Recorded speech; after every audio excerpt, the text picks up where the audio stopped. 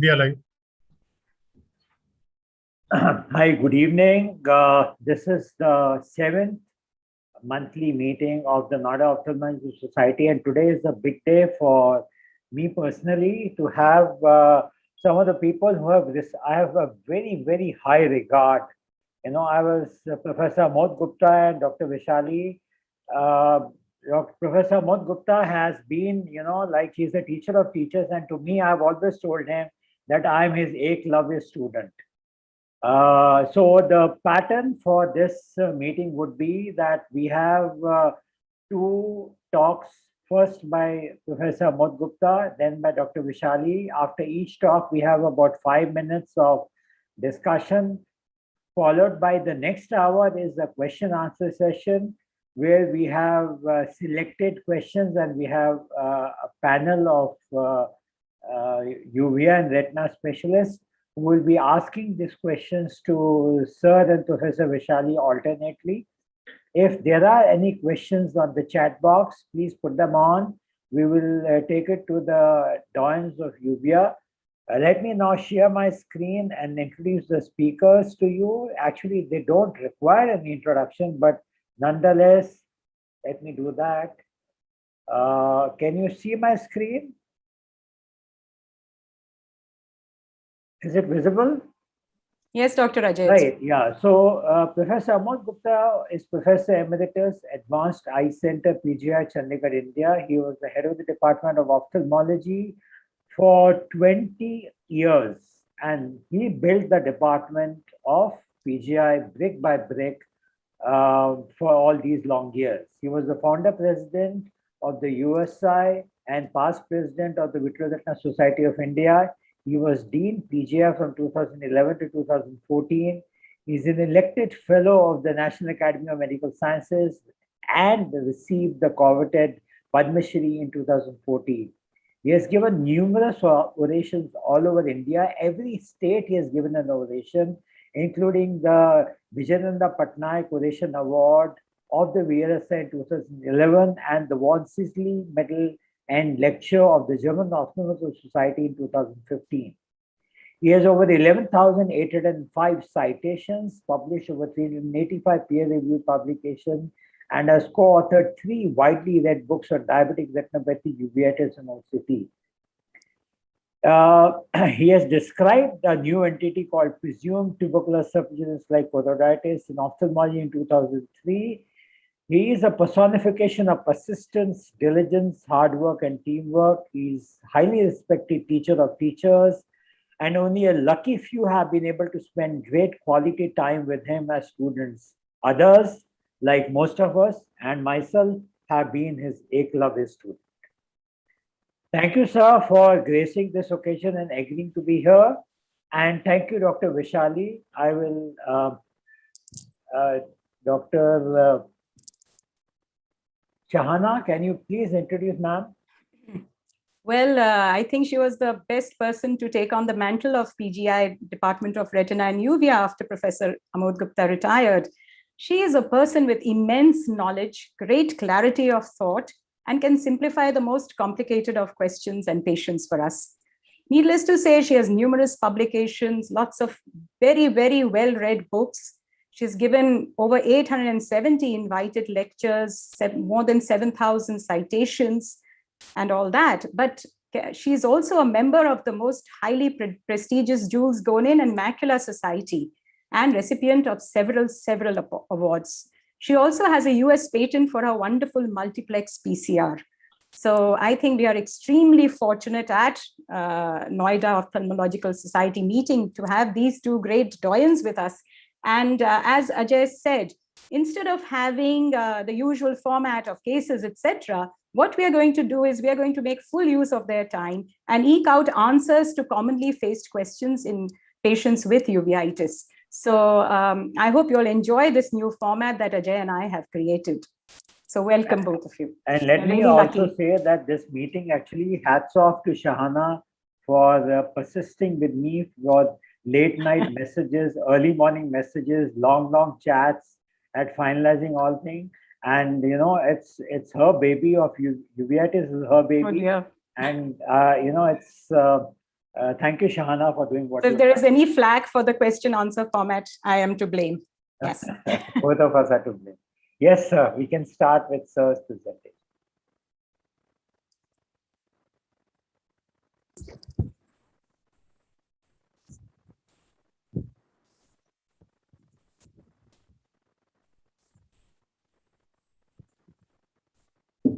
Thank you, Ajay and Dr. Shana, for asking me to share some of my thoughts on this very vexed clinical problem all over the world. Perhaps the most complicated among all the ophthalmology challenges. So I'm going to be giving in this brief 25-30 minutes some historical perspectives which are interesting, the epidemiological aspects, and then briefly describe what is the current understanding of all this. To go by the historical perspectives, I'm not sure how many of you are aware that even before Robert Koch described the AFB in 1882, 25 years, before, quarter of a century before that, ocular pathology of tuberculosis had been described by Mainz, von Greffe, and Leber. Interestingly, there was a guy, a pathologist, Haag, who had described 7 cases of tubercular choroidal granulomas in 1879. And immediately after, because it made a big, it was a very big event, there were a lot of press conferences held to describe AFB by Robert Koch. So he went back to his original 7 cases and slides and again reported them back again in 1884 and saw the AFP in those cases of ocular tuberculosis. Indeed, in the late 19th and early 20th century, it was believed that tuberculosis was the commonest cause of eye infection. And a segment of people seriously believed that the eye is the portal of entry of MTB into the system, and lung TB follows its entry from the eye. And so many people lost their eyes because of this belief around the turn of 19th century. Around that time only, the search started for studying the pathogenesis of ocular tuberculosis. So it's almost like 100 years that the models of animal models were made. Like in this patient, in this Finoff researcher, and interestingly, all these articles are available in the journal even now. In 1924, created a rabbit model by injecting the live as well as heat killed emulsion of the MTB. And he found that when he injected live bugs, all the animals developed tuberculosis. Most of them, in fact, died. But when he injected heat-killed AFB, the MTB, into the carotids, 70% of the animals, he could not produce really a model of retinal perivasculitis. There was no difference in the pathology between the live and the dead bacilli, except that in the dead bacilli case, the granulomas did not show the AFP. So this concept of the live bug or the live or the dead bug has been there for almost 100 years. So there's nothing new in this. Now, if I show you this table, it's a very complicated table, but I simplify. The left column here is those people who were kind of very conservative and they wanted a definitive proof of pathology in the eye of tuberculosis. So you can see the 2 to 10%, 11% cases in their clinics were ascribed to tuberculosis. But there was another band of authors, including Wilmer, who was the chief of the Johns Hopkins Eye Department at the time, who believed that almost half or 40% of their patients of uveitis had tuberculosis. And there were people in between these two figures. Now, Stuart Duke-Helder, he called his statistics a matter of faith than fact, and I 100% agree with his belief way back that what you believe, you start seeing that. It's a very interesting, Warhoff, you heard of Warhoff, he was one of the most prominent and dominant pathologists, ocular pathologist of US. He, in 1928, he described a patient who had a necrotizing retinochoroiditis called chorioretinitis, and he presented the picture, this histological picture, and he said, well, this is chorioretinitis caused by MTB due to hypersensitivity to MTB. Now, moving forward, year 1952, this technician, lab technician in the Armed Forces Institute of Pathology, Wilder, she described almost 53 eyes from the records of the Registry of Ophthalmic Pathology, the FIP, in which she described and she found the toxoplasma organisms. So it was a major breakthrough in the world because toxoplasma first time was described by her way back in 1952. Now, interestingly, all these patients, almost like half of these, 30 eyes of these had been previously described by pathologists as having tuberculosis or a possible tuberculosis, which turned out finally to be toxoplasmosis. There's a very interesting note by Lawrence Zimmerman, who remained chief of AFIP for several decades, when he was presenting a Warhoff lecture, and he reported this in 1973, and this is something which is 63, where there was a ritual of Wilmer annual event, and Dr. A.C. Woods, Alan Woods, was the chief of Johns Hopkins Eye Department, the Wilmer Institute as it was called then, and he was the one who laid down the basic concepts in uveitis. And in one of his meetings in 1963, he was presenting, the breakthroughs and observations on toxoplasma. And Warhoff, as was his wont, he jumped to his feet and said, look, you have ignored my observation made 25 years ago, in that case report, 1928. People said this fellow has gone cynic, he's become senile because he was almost like 83 years old at the time, except he says the only trouble is I called it tuberculosis.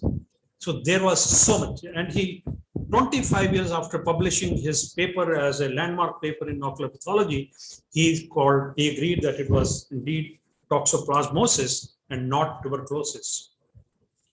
Now we go back and look at the TB etiology of uveitis, and Alan Woods presented several series between 1940 and 1960 when he was very active. And you can see the contribution of tuberculosis came down substantially from 80% to 20% over a period of 20 years.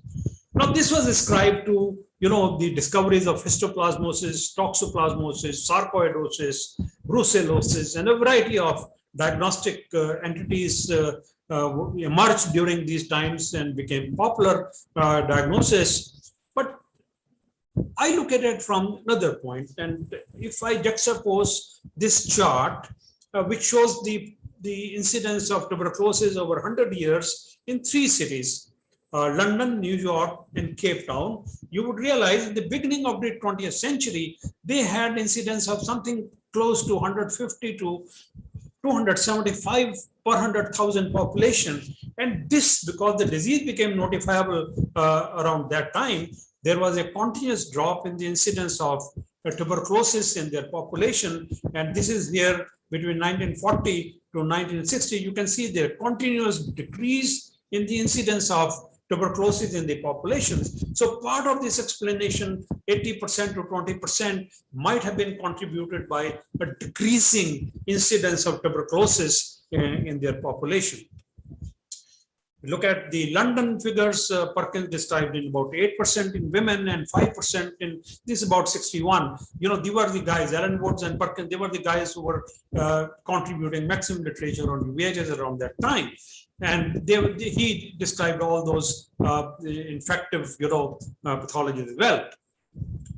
Now, major breakthrough was the development of anti-TB drugs, and of course, the compulsory notification at the beginning of the 20th century, which led to the decreasing incident rates. Incident is number of patients per 100,000 people, per 100,000 population who develop the tuberculosis disease, be pulmonary or extrapulmonary. So in next 40 years, from the 60s onwards, in fact, the intraocular tuberculosis discussion disappeared, virtually disappeared from the world scene until we started, some of us, we started reporting in the mid-90s about ocular tuberculosis. And this is what everybody is familiar, it's the biggest, second biggest killer of, so it's a major disease. But when you look at, India contributes more than quarter of the total TB burden of the world. All these circles, solid circles you see indicate like 2.5 million patients and above. And you can see in various countries, including China, these are the top 8 countries contributing to the majority of tuberculosis all over the world. And these are the incidence rates. In the darker green indicates a very high, more than 300 per 100,000 population. We fall in somewhere here, 200 to 299 patients. This was the incidence rate, mind you, at the beginning of 20th century in the developed world, the US and UK and the Europe. When you look at the population and contribution, this is the population here, blue bars. And you can see because the incident rate has come down, so the availability of uveitis, TB and uveitis patients is much less. And so is the India, large population, but very high incidence rates.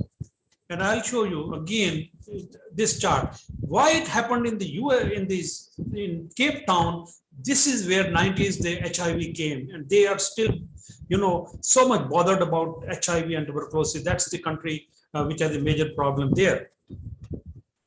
In the US, on the other hand, we are so fond of US literature, their authors, and what they say is a the paradigm, what they describe, we start believing blindfolded in all that without realizing that their incident rates, have been consistently coming down. They are just less than 3 at the moment, per 100,000 population compared to India, which has 200 plus incident cases of tubercular disease per 100,000 population.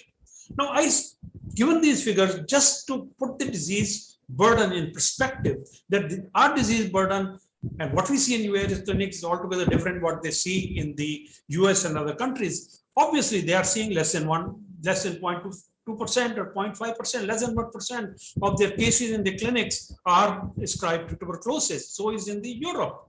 Key infectious uveitis, and you can see the TB is way down, this less than 2% around that figure. And so is in UK, Italy, Thailand, this is somewhere, going up a little.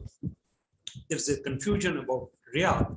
Besides, there have been no diagnostic criteria. So confusion among diagnosis of TB uveitis has been, marked by no definitive criteria. And for that reason, we have seen 0.6 from South India to 10% from our center, and Rathinam is somewhere in between. So this is somewhere around that 6 to 8% would be currently the burden of TB uveitis in any tertiary referral center.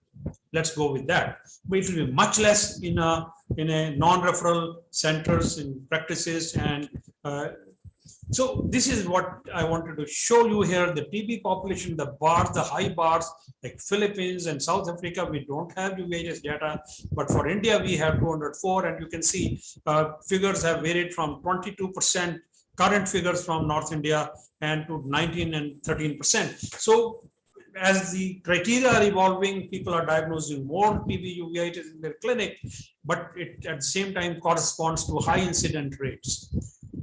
We have the Myanmar, we have Indonesia, Thailand and Vietnam. These are the countries, afflicted with tuberculosis. And this is where you can see this again. I'm showing the same map, and when I map the TB uveitis prevalence in the TB clinics, in the uveitis clinics, you can see similar kind of it's overlapping there. So those countries, the lesson we learned, at least I learned, is those countries that have a high incidence rate of tuberculosis in their population, 150 and above and all that, have a significant number of patients in uveitis clinic suffering from tuberculosis. You all know it's very difficult to demonstrate AFB, or we don't really have, only maybe 20-25% would have radiological evidence of past TB, and there were no diagnostic criteria. But we were driven by this early 90s and even before 90s, we were driven by this necrotizing skin test, which I'm sure you see in your clinics as well. And that led us to think, is it really TB uveitis that we're seeing in the clinic? Can we find some evidence? And microbiological, I'm looking forward to somebody, who will come up with TB bugs culture from the ocular fluids, So can we look for the MTB DNA? That was a major question which we tried to address, and these are some of the publications. The first publication, it was very high, very nice, 58% positivity in those we suspected. But when we expanded the series, it came down to 37%. It stays around that. It's not a very sensitive test. People said you are using a non-standardized home designed PCR test. So why don't you go ahead with and do some more real time and quantitative PCRs? But this conventional PCR helped us to describe certain phenotypes, like clarified for once forever that the so-called real disease is really TB retinal vasculitis in the majority of cases. And so was the serpiginous like choroiditis, the choroidal granulomas, and the entire works. So all those phenotypes, we had a helping hand from the demonstration of TB DNA from the ocular fluids.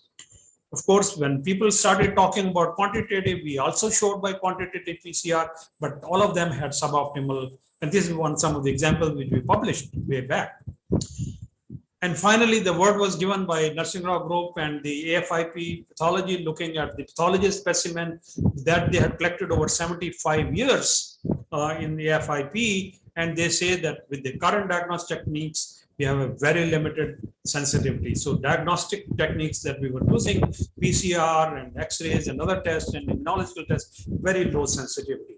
So what next to do? So we came up with now this widely accepted this classification of having a confirmed, probable, and possible tuberculosis. The confirmed is either you demonstrate an AFB or a culture, or you demonstrate at least the DNA of AFB. Probable is you have to have a clinical sign suggestive plus a radiological, or if it is not radiological and extraocular sites, you can demonstrate AFB, or you have the sputum positive, for instance, and at least one immunological test has to be positive. But possible is if you have a clinical suggestive, but one test has to be positive. Either immunological test, if it's not possible, then the X-ray has to be positive. So this is the least category which are possible tuberculosis. But mind you, all these three categories require treatment. These are some of the signs that we described over the last so many years. And these are now the phenotypes that are widely, I must say, accepted all over the world, in endemic and the non-endemic world. And people have actually started seeing in their population uveitis clinic. But what is the current understanding? If I'm given 5 minutes more, I'd like to show you this 1991 report. This patient was reported, he was a necrotizing viral retinitis. He was being treated, and then they did a biopsy. When they did the biopsy, they made a homogenate. And in the homogenate, lo and behold, they found Gill-Nielsen staining positive for tuberculosis. MTB was first demonstrated in the modern era way back in 1991, 30 years ago. And then the patient was put on the anti-TB drugs, and this is very nicely healed, and patient recovered significant vision. Nursing Rao, it's a very interesting, it will take about 15 minutes to tell the story how Nursing Rao went back to one of the pathologist specimen and demonstrated the presence of MTB in the RPE cells. More recently, and this was a collaborative paper between Nursing Rao, between Padma Malani group, where patient had paradoxical reaction. The surgeon got scared because there was a paradoxical reaction seen in serpiginous like choroiditis. He went in to do a biopsy. The patient developed retinal detachment, came to Bangalore for fixing, They took a sample, they asked the Dr. Nursing Rao to look at the pathology, and they demonstrated the AFB. They couldn't demonstrate the AFB. There was a necrotizing granuloma. They did the real-time PCR. It was positive for tuberculosis. The patient was treated with substantial improvement in vision and was reported 2017. Again, Nursing Rao group with Johns Hopkins, they developed a guinea pig model by aerosol, and they demonstrated the presence of AFB in the choroidal granulomas and in the lung and elsewhere in the systems. And this is from in the choroid, the AFB present in a guinea pig aerosol model. And there's nearly about 40% of the rabbits, the guinea pigs who were exposed to TB aerosol developed the disease. The current understanding is that RP cells having the phagocytic action, they play a major role. They harbor and they sequestrate the MTB. And again, a work from Dr. Nursing Rao lab, where they have shown very nicely that the MTB is phagocytosed and acts as a reservoir. They stay there. They are they hibernate there. They stay there forever till they get active. So this was in a cell culture model of the MTB. We ourselves have shown that in patients who have latent TB, and we could get hold of the subretinal fluid while doing vitreous surgery, nearly 40% of them did show the MTB DNA in the subretinal fluid. Now, the most active person in the pathology and pathomechanism that right now currently in the world is Soumya Basu and his group, who have published very path-breaking papers, and they showed that when you expose ESAT6 and MTB RNA, double-stranded RNA, into the RP cells, they show activation of caspase pathway, which is a pathway for innate immune mechanism. So they believe that once it comes, we don't know still the trigger, but they start innate inflammatory process. How do they reach? And they have shown again in a zebrafish model that they don't mind the blood-retinal barrier. Whether it's there or not there, it will penetrate, it will go across the RPE. More recently, they have also said that, well, the MTB could be traveling, and this is what they did again in zebrafish model, could be traveling in the phagocytosed state intracellularly or extracellular free, like phenolphthalein. So what they say that those MTB bugs that travel extracellularly and reach the ocular tissues, they are able to set up a very nice granuloma, TB granuloma in the eye, compared to those which come in a macrophage, which are not able to produce that kind of a big granuloma. So I think this is a very good thought. We have, in our group, we have shown that in a mouse model of TB that certain genes get activated. So we demonstrated those genes which got upregulated in the vitreous fluid of the mouse model, and 5 of those genes we also found upregulated in the vitreous fluid of our own ocular TB patients. In a cell culture model of RPE, they have again shown that the MTB genes get upregulated which are responsible for invasion, virulence, and intracellular survival of the MTB. And 2 of those genes were found again in ocular fluids from our TB uveitis patient. In the sense that it is not just bystander there, probably it is leading to expression of genes which are responsible for its penetration, virulence, for survival, as well as when there is an inflammation. So they are getting upregulated in the ocular fluids of patients. This is another very nice zebrafish experiment from Soumya Basu lab, where it's shown co-localization of fluorescent tagged MTB to the retinal vessels and to the choroid. We have been looking at the immune profiling of the T cells that infiltrate, and we found that, well, there was a significant recently activated T cells, both CD4 as well as CD8, in the vitreous humor of patients. And these are, mind you, this interferon TH1, which is indicative of infective pathology, and IL-17, which is a marker of the immune mechanism. So probably both infective and immune mechanisms are playing a role in the causation of TB uveitis. The similar kind of work has been done by Soumya Basu, where he has used ESAT6 TB protein as well as the crude retinal extract to demonstrate that there are T cells present which react both to TB antigen as well as T cells that just react to and proliferate in respect to retinal crude extract, thereby again indicating that both are present in a given patient.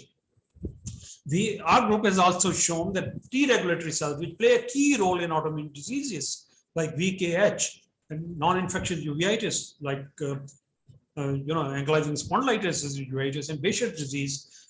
These Tregs kind of control the expression of the T effector cells.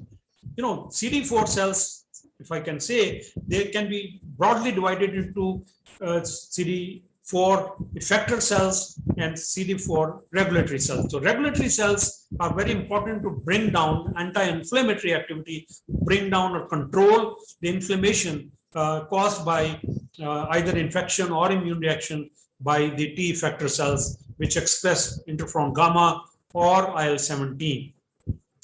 Now, we found in the blood of these peripheral blood of these patients with TB uveitis that the Tregs were dysfunctional, and there was significantly much lower frequency of these Tregs. In the sense that autoregulatory mechanism was a failure, which was leading to the expression of more severe inflammation in the eye, and a pro-inflammatory environment was created in the vitreous cavity. I would recommend towards the end for all of you who are listening to this talk to read this article, which appeared last year, July, in tuberculosis by Dr. Soumya Basu, Paul L. Kington, and Narsingh Rao, which gives the current understanding of the pathomechanisms.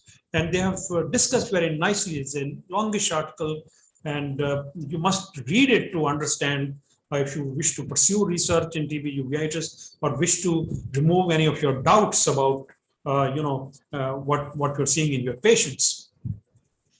So to summarize, the pathology of intraocular tuberculosis is similar to that in lung and other organs, and has been well established for over 160 years. Nothing has changed except demonstration of AFB when Robert Koch described. It's also established that MTB spreads by hematogenous route and seeds various organs. There's a lot of debate going on whether these are reinfections or these are reactivation. Earlier, we had all believed that this was reactivation of the primary TB, which we got God knows when. But nowadays, there's a strong belief that perhaps, because this is happening in the endemic countries most often, that this is the person is getting reinfected, because those which cause primary infection, probably they are not, because they're getting it very quickly after exposure. The MTB reaches the RP cell where it gets sequestrated. We don't know what leads to activation of the innate immunity and then the adaptive immunity. They come in a sequence, and what causes that. We have demonstrated, both our group and Soumya Basu group, we have demonstrated that there is presence of autoreactive T cells as well as T cells which are coming from the immune as well as the infectious, the T cells like Th1 and Th17 cells, both are present. Their expression is there and their cytokines are there.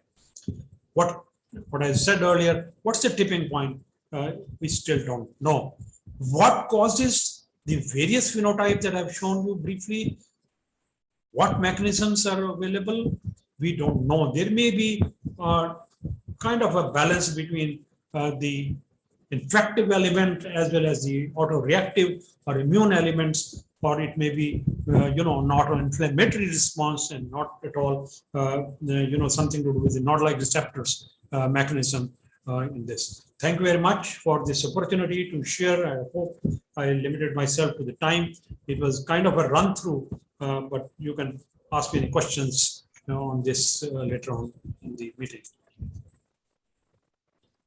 Thank you very much, sir. I think that was absolutely superb.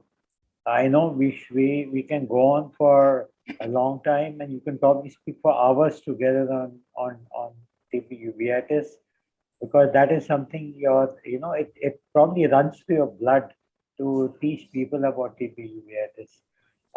So one way of doing it is to have questions now, Shahana, or we can have Dr. Vishali present, because we are anyway going to ask a lot of questions Yes. to Southern ma'am in the In the slides. And that time we can bring up the questions so Yes. that there's a flow of thought process.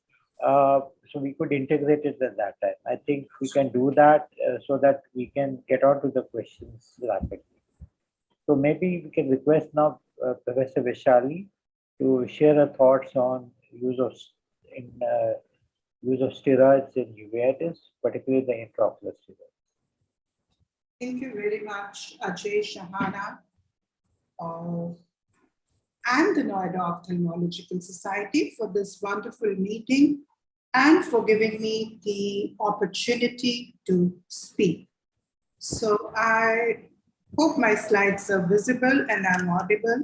Yes, you are. Yes. It's very difficult to follow Professor Amod Gupta, So, but anyways, I'm just going to stay more with the clinical stuff and talk about intraocular steroids in uveitis. Now, Sir just mentioned before we begin the session that there are some patients who keep on haunting you in the middle of night as well. So this child was one of those patients. When he came to us, he looked like something like this. And unfortunately, he had Behçet's, a very severe one.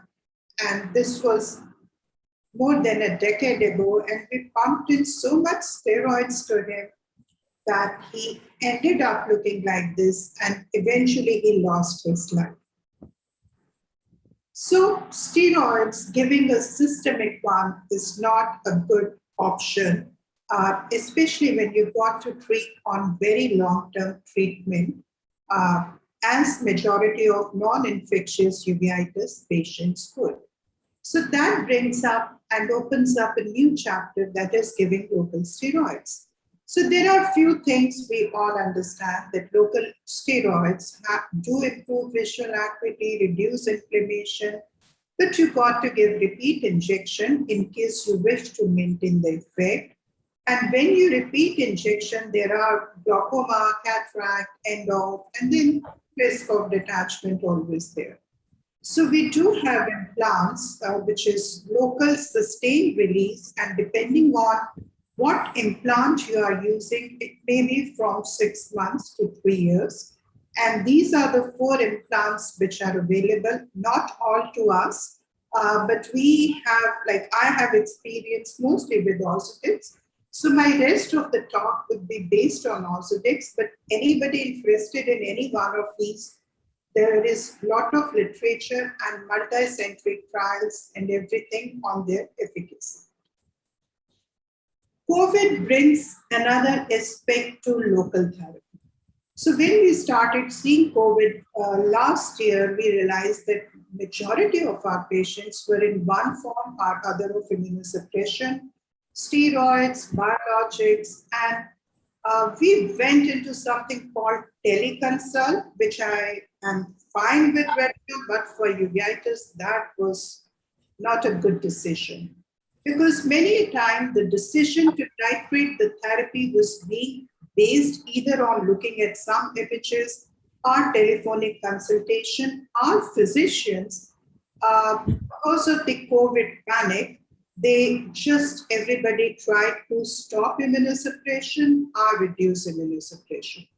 So when we did this multi-centric trial, all Indian centers actually, HOPE study that we published in VJO, the aim of this study was to evaluate that what was the effect of change in the immunomodulatory and the therapies among patients, of non-infectious uveitis during COVID era. So what I want you to focus is the lines highlighted in yellow.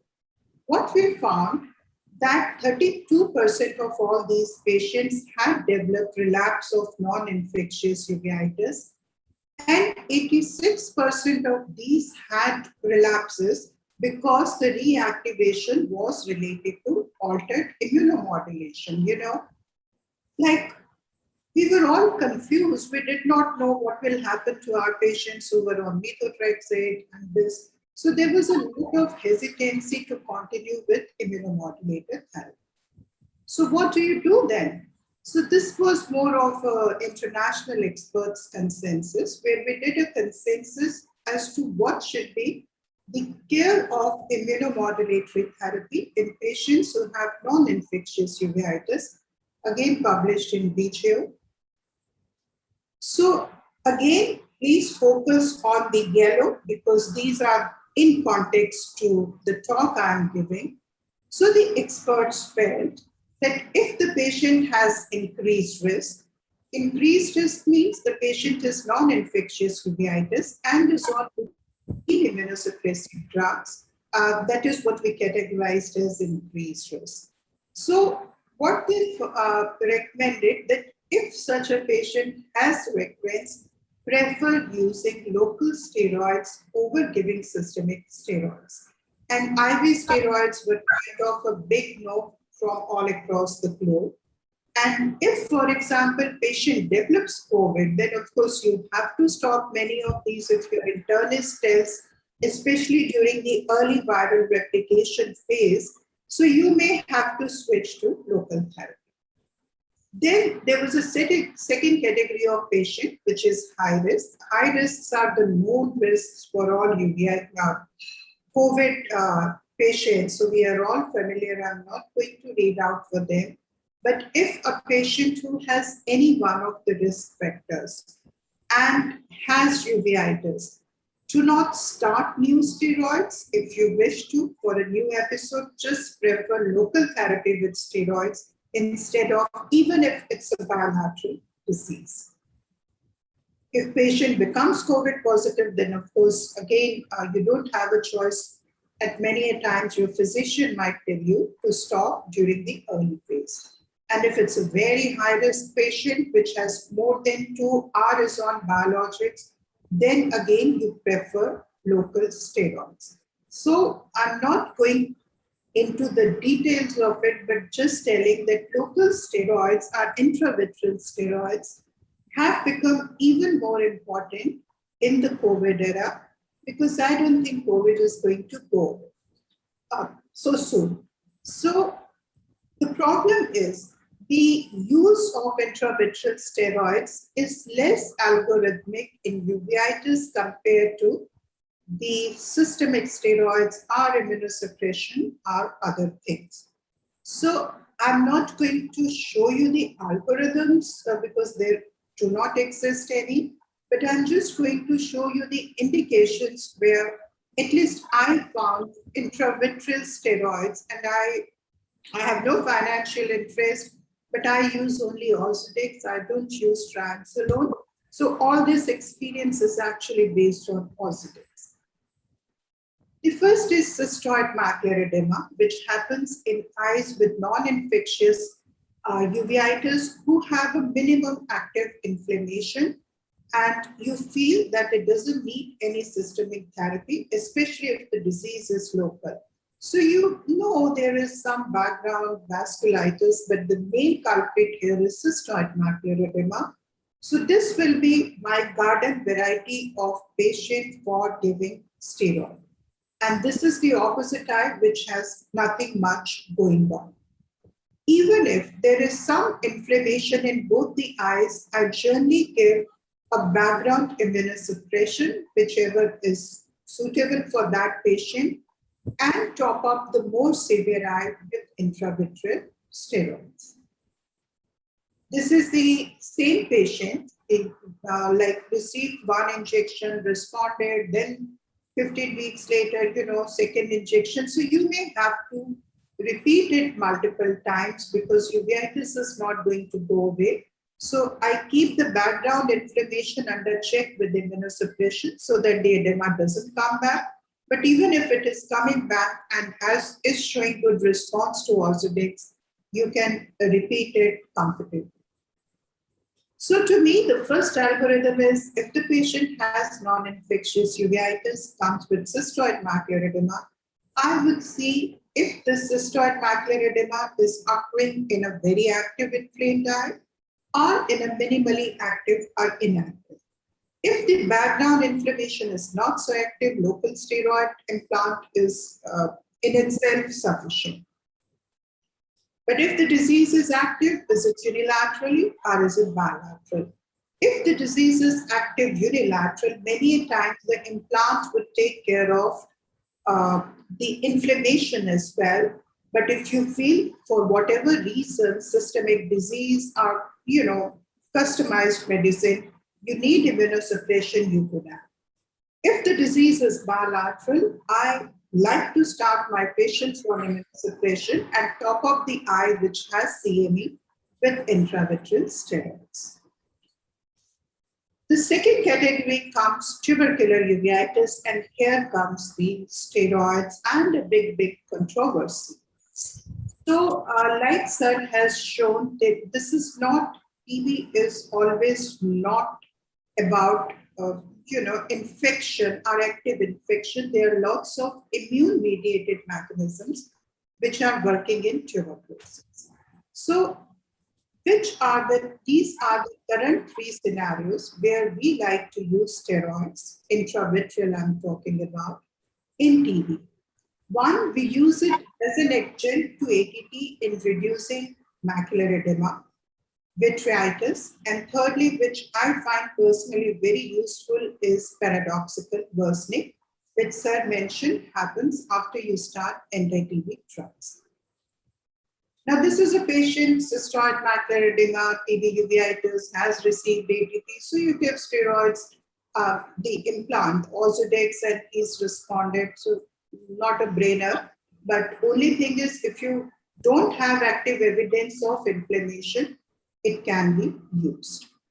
This is another patient of TB vasculitis, and you can see the vitreous haze, which was 1.5 as per some criteria, and we did not give any systemic steroid. We just added implant to ATT, and you can see the improvement in the media clarity and this mild leak which has disappeared. And probably if left alone, it might have developed into CME, but we could preserve a very good vision by giving a timely intervention. And the third is paradoxical worsening. This is something TB surgeons like. You add ATT and you are hesitant to start steroids.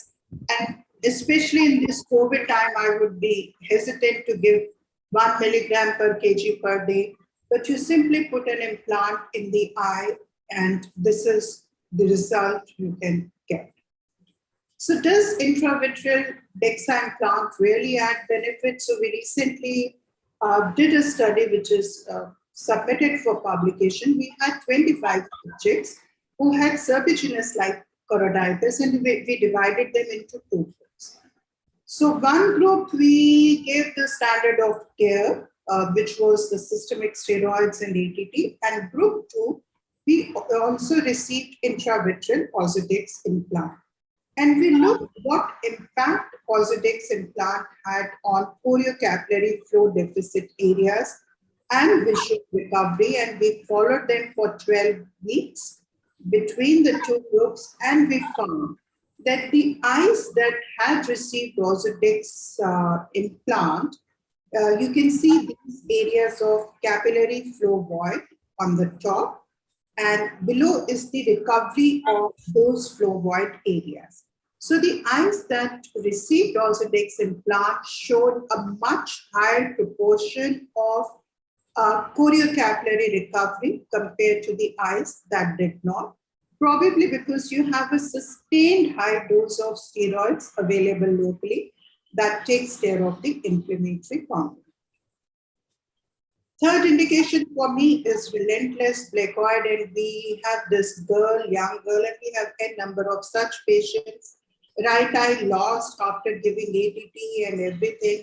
And she was even treated for atypical mycobacteria outside. So you name it and she's received it. And then she comes with the left eye. We did diagnostic vitrectomy, you know, we did a lot of things for her, but eventually what has worked for her over a period of time is sustained steroid implant in the eye. And this is about 4 years later. She's maintaining a vision of 20, 30 healed scars. And, we repeat it whenever we are threatened because this edge does become active in between.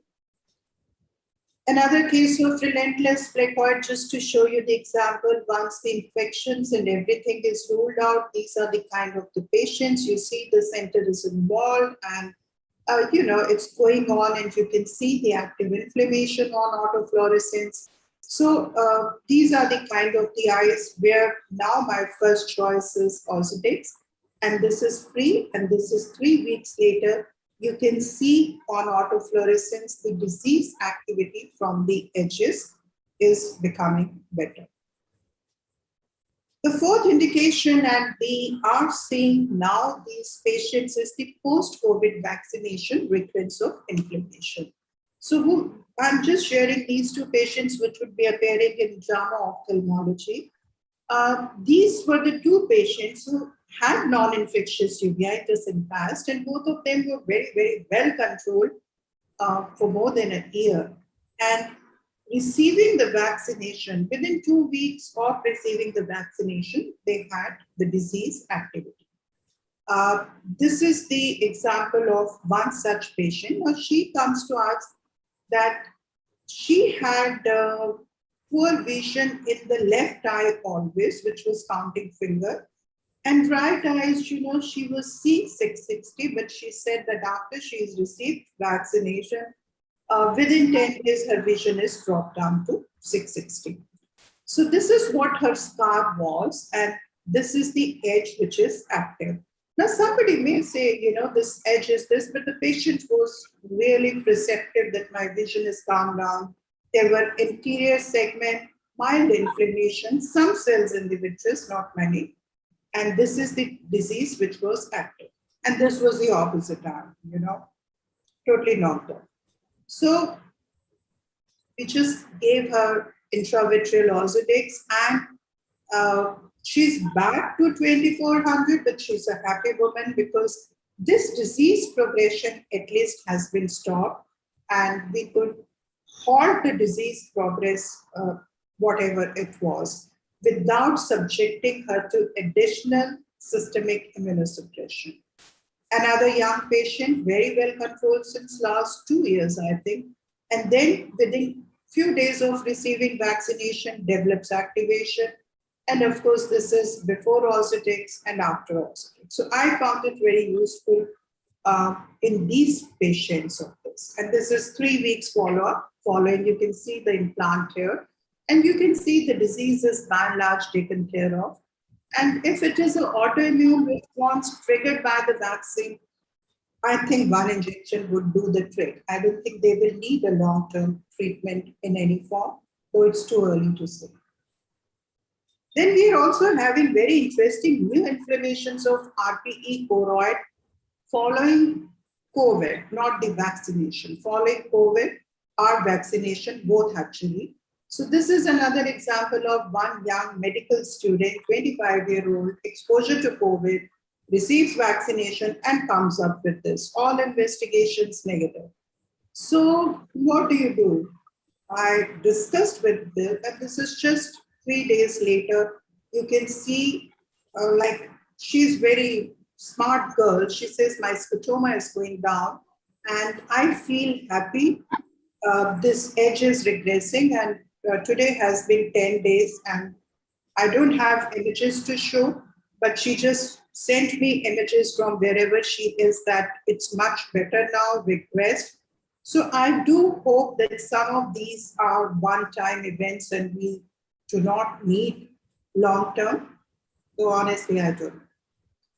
The sixth indication for me would be giving it patients who are undergoing cataract surgery, and we have reported that if we had uveitic eyes who were randomized to receive DEXA just before the surgery, I mean, it's perioperative, or they received the standard of the care. And I would like to bring your attention to the box at the bottom, that if you give DEXA implant, there is less post-operative flare. The recovery of the flare to preoperative value was very quick.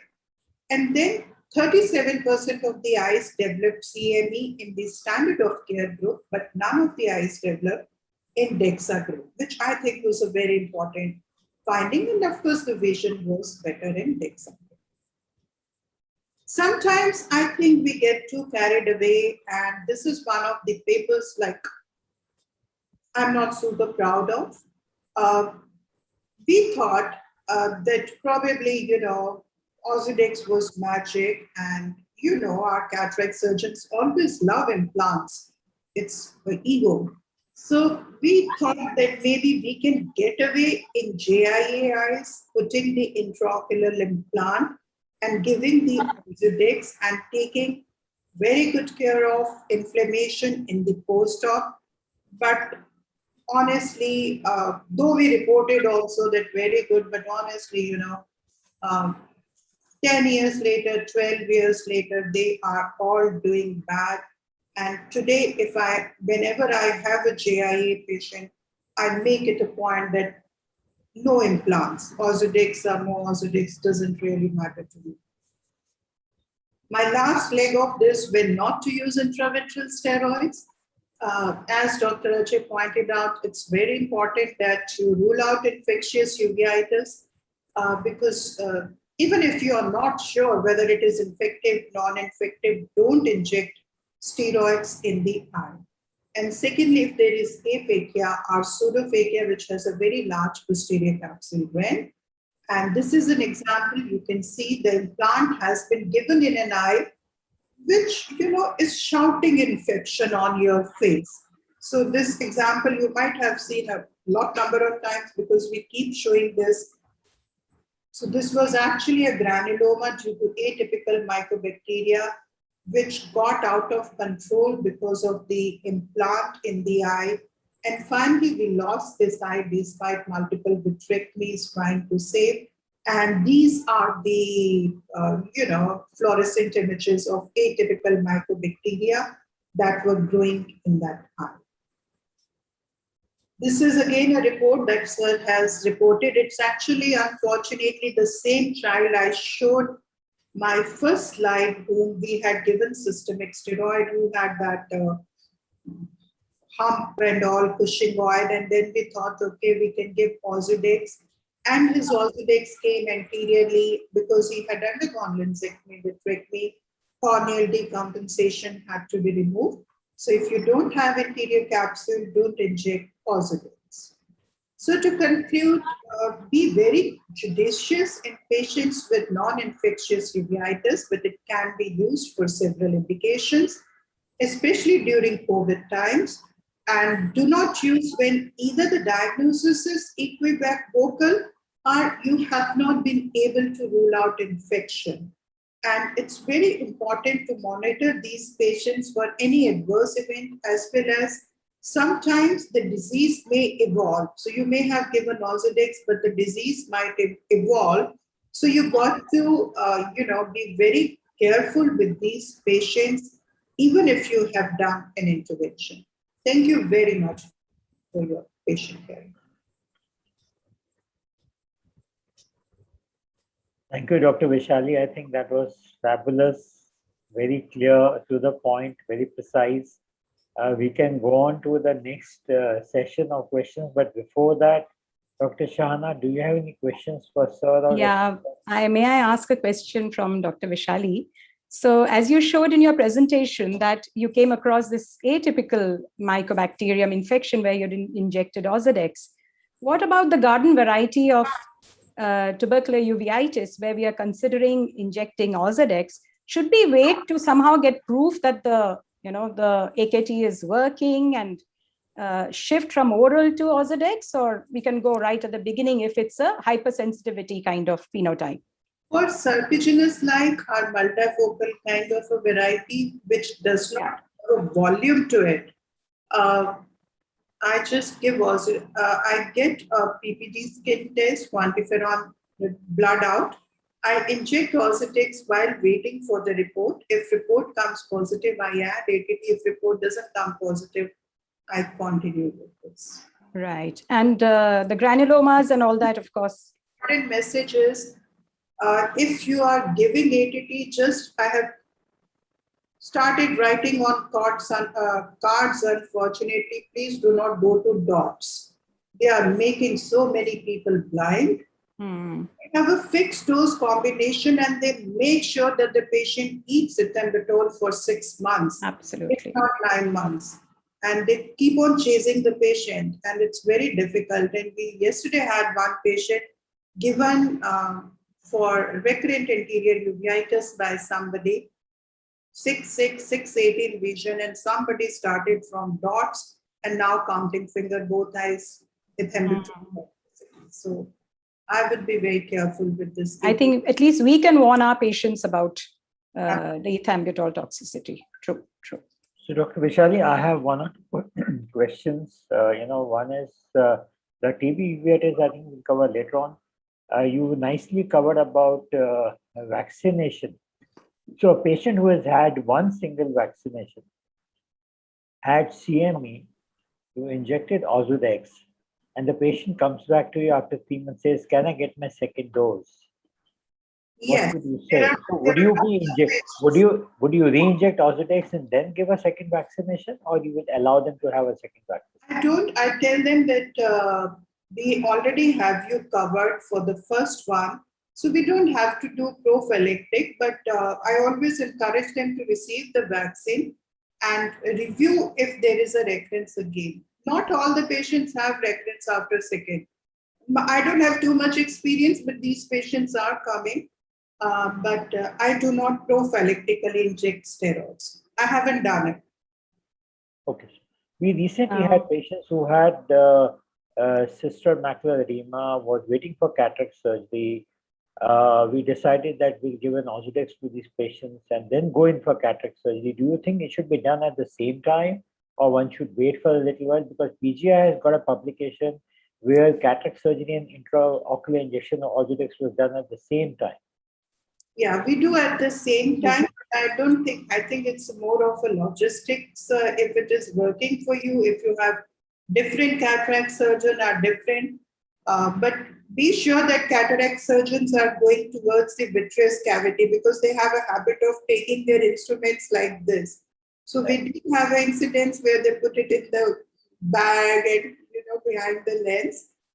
But whatever we have worked on diabetes and uveitis, we have done it perioperatively. Just before beginning the cataract surgery, they inject Ozurdex. Okay. But then you have to have a very expert surgeon. Because if you end up with the large PC rent and all, and Ozurdex comes in, really that can be messy. So I guess it all depends on your settings and your comfort level. So in general, if the logistics permit, it's good. We can go ahead with an Ozurdex injection and later on go for cataract surgery, which make it a little safer. I guess so. There's no harm. Right. So I think we can go on to the question. One small question from Professor Gupta. So thank you for this outer space tour of how much labor goes into this diagnosing tubercular uveitis, the mechanisms. I was wondering, are there analogies from systemic tubercular infections regarding the hypersensitivity and the infective mechanisms, which could give a window to what's happening in the eye, sir? The difference between the eye and the rest of the body is that eye is an immune privileged site. So we cannot simply draw a parallel from the way tuberculosis develops in the lungs or other sites and the eye. So in fact, some of the observations maybe, the immune pathology observations are contrary to what we see in pulmonary tuberculosis. Okay, so CNS also. Yeah, that is where we can draw some analogy from CNS. So it's probably the same setting as the CNS. So can I ask you a question here? I read somewhere that when you have a spread of tuberculosis in Mycobacterium tuberculosis, of all the organs in the body, it is the choroid which has the highest circulation. Sure. So does that make it a privileged site because of the amount of circulation for the M. tuberculosis bacillus to come there? You know, that's one reason for the bacilli may get trapped in the choroid and they find their way into the RPE where they get lodged. You know, but the funny thing about tuberculosis, we are learning, practically every day. One Mexican study, and there are a number of such studies that have been done on patients who are not dying of tuberculosis, but dying in accident victims, for instance. And they've done the autopsy and they've taken samples from different organs. And they find that they can, using multitude of technologies, molecular techniques, DNA. When a similar study was done in PGI from the harvested, I think Rima has published in some journal, Australian journal, where about 100 such eyes were taken, and they were looking for the presence of the TB DNA in the harvested eyes of patients dying in the mortuary. The difference was these were all very old patients, and they didn't find a single patient who showed the presence of. But in those patients, we had shown you the chart there. Those patients where we had taken the subretinal fluid sample from patients with reg RD who had the Monto's test highly positive. When we looked at their DNA profile in the subretinal fluid, it was 40% positive. Okay, the people have shown that the TB bug is present everywhere in endemic countries. Okay, where it will manifest, how it manifests, what triggers, nobody knows. So choroid is one favorite site, and more than choroid, it is the RPE. Right, sir. So we can go on to the question. There is one question from Dr. B.S. Goel. I thought we'll just sure. Dr. Sure. Vishali, Let's go in. Back, we will take up Dr. B.S. Goel's question. So okay, we can go to our session. Let me welcome all the panelists. Dr. Shahana Majumdar, who needs no introduction. She is a consultant, VI consultant and UV expert at IK Hospital. She graduated, postgraduate from Malanza Medical College, did a fellowship at Aditya Jodh, and from 2004 has been working at IK Hospital. Then we have Dr. Prashant Jain, who is a VR consultant at IK Hospital. Dr. Charu Malik, who is a VR consultant at Shada Hospital. We have Urvashi Goja, who is a VR consultant. Urvashi, can you put your camera on? Urvashi Goja, who is a VR consultant at Kailash Hospital. Dr. Anupma Pasni, who runs a prolific clinic. She is a VR consultant and was the secretary of Noida Ophthalmic Society before they took over. Dr.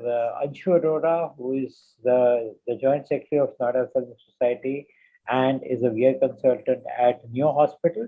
And Dr. Ruchi Tiwari, who is a young bubbling VR consultant at Tiwari Eye Hospital. So welcome you all for joining in. And Sunil, can we start the question answer session? So Dr. Vishali, since you were not here, there's a question from Dr. B.S. Goel who says, what could be the reason for flare-up of post-vaccination? Vaccination does induce inflammatory kind of a response in the body. And there have been numerous reports of systemic flare-up of inflammation. So post-COVID vaccination, Dr. Carlos Pevesio from Moorfields is collecting cases under IUSG. And we have about 87 patients till last week from different parts of the world that uveitis, which has been controlled, gets reactivated. New forms of uveitis, including mostly anterior segment inflammation, new inflammations coming after vaccination where all other possible etiologies have been ruled out. So we don't really know what, I mean, we are still like, for me, I'm just keeping the samples in the biorepository. If someday somebody tells me this is the way to go, I will do. I tried doing PCRs from the vitreous and all. Padma Malini got one positive, I did not. So we are still looking at the profiling of these patients. Thank you. So Neil, can you start the question answer session and put this thing? We can start the. Yeah, so we go to the next slide. So that's a question for. So this is the format we are following. The person whom the question is asked to will come on your left. The person who is asking the question comes on the right. So yes, sir, this is a question to you. How will you approach a case of anterior uveitis who walks into the clinic? Will you investigate on the first time presentation? Then what is your approach towards considering patients to have oral steroids, or would you only use topical steroids? And we'll go over to the subsets of the questions of HLA-B27 being used, indications, and starting immunotherapy. So then you can take off the question.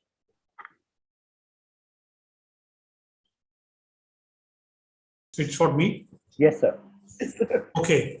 So the major challenge I find that the emphasis in practices has been to straight away order investigations and be in a rush to start a treatment, whatever. So my advice to all who are listening is that please take time out. I don't know how many cases you see every day, maybe once a week, or maybe once in 2 weeks, or once in a month, you see these kind of patients. They're not a regular patient, unless you're running a specialized clinic, you will not see a number of patients. Take time out to examine the details and characterize the anatomical location. Try to reach some kind of belief that this is probably autoimmune, or this is infective, or this is, it could be in older patients or very young children. It could be, we might be dealing with lymphomas and leukemias, and so it could be masquerade kind of thing. So once you've decided, first you have to analyze, because anterior uveitis is a very vague term. Unless you can establish by your examination, and here when I say examination, it means a dilated examination of the vitreous cavity as well as the retinal periphery.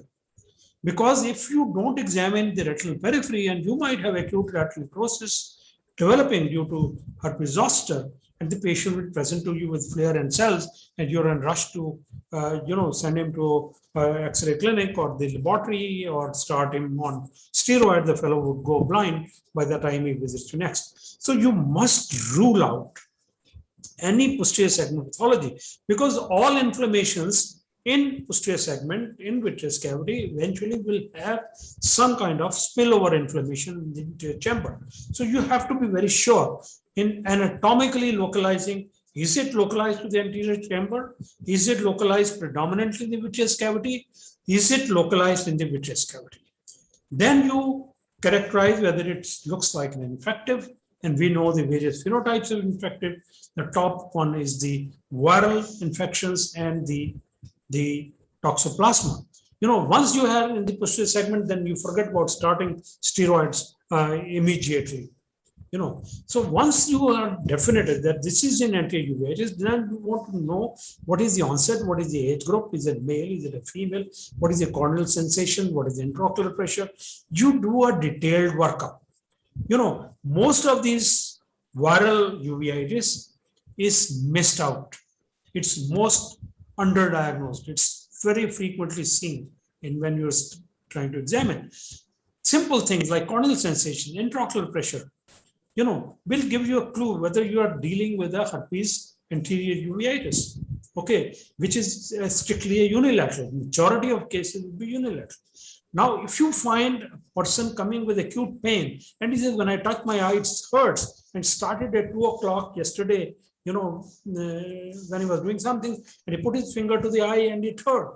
Now, when you get that kind of abrupt onset, we call, okay, or another one comes and he says, comes sometimes in the right eye, sometimes in the left eye, every time, whether I treat or not treat, it resolves over 4 to 6 weeks. You are dealing with a very definitive, type of acute anterior uveitis, which is very often caused by ankylosing spondylitis. But if the child, a female child, is walking, white eyes, but cannot see because it's been pointed out by parents or the teachers, she can't see, she's coming with, some kind of band-shaped keratopathy or a cataract, the hypotenuse eye, you are dealing with the JIA, which is the white uveitis, you will not see much signs of uveitis there. So try to characterize what is the onset, what is the course, put it that way. Okay. And now it limits you immediately, you look at, you see a hypopion uveitis, for instance, but in a 3-year-old girl. Now, there is nothing in a 3-year or 4-year child will cause hypopion. Okay, if there is no history of trauma, okay, then you start asking if the child has been having frequent upper respiratory catarrh or fever or not feeling well, not eating well. You need to rule out leukemias because that is how the lymphoblastic leukemia is present with a hypopion in one eye or both eyes. Okay, so these are similarly a guy who is 60 years, 65 years, presents with a hypopion. You might be dealing with, again, lymphomas. So extremes of age, think of rule out masquerade, retinoblastoma, infiltrative variety in a 7-year-old girl, a 6-year-old girl would present as a hypopion, large cells in the antichamber. So we need to qualify what you are seeing. Now, this is, Ajay, I have seen my experience that nobody does. So many patients approach me, so many doctors approach me, they send their card. What is written there is the treatment prescription notes. Not a single referral I have received on my emails which has the uveitis characterized by physical exam or on slit lamp. Okay, that is the challenge. I think, sir, that it's very clear that we have to recognize, I think what we were discussing informally is to recognize the clinical patterns, yes, and characterize the clinical patterns into an entity and then go about proving it. You rightly said that rule out of posterior uveitis, rule out an infective pathology, and once you have ruled out infective pathology, you can then decide to treat according to the clinical pattern you recognized. True. I think next question. That sums it up. Yes. Yeah. Next question, Sunil. This is to Professor Vishali, and now we are zeroing down on viral hypertensive uveitis, which are unilateral, as Sir mentioned. Do you normally rely on your clinical judgment or a viral PCR to decide the antiviral treatment? And which are the ones you treat with antivirals, when and for how long?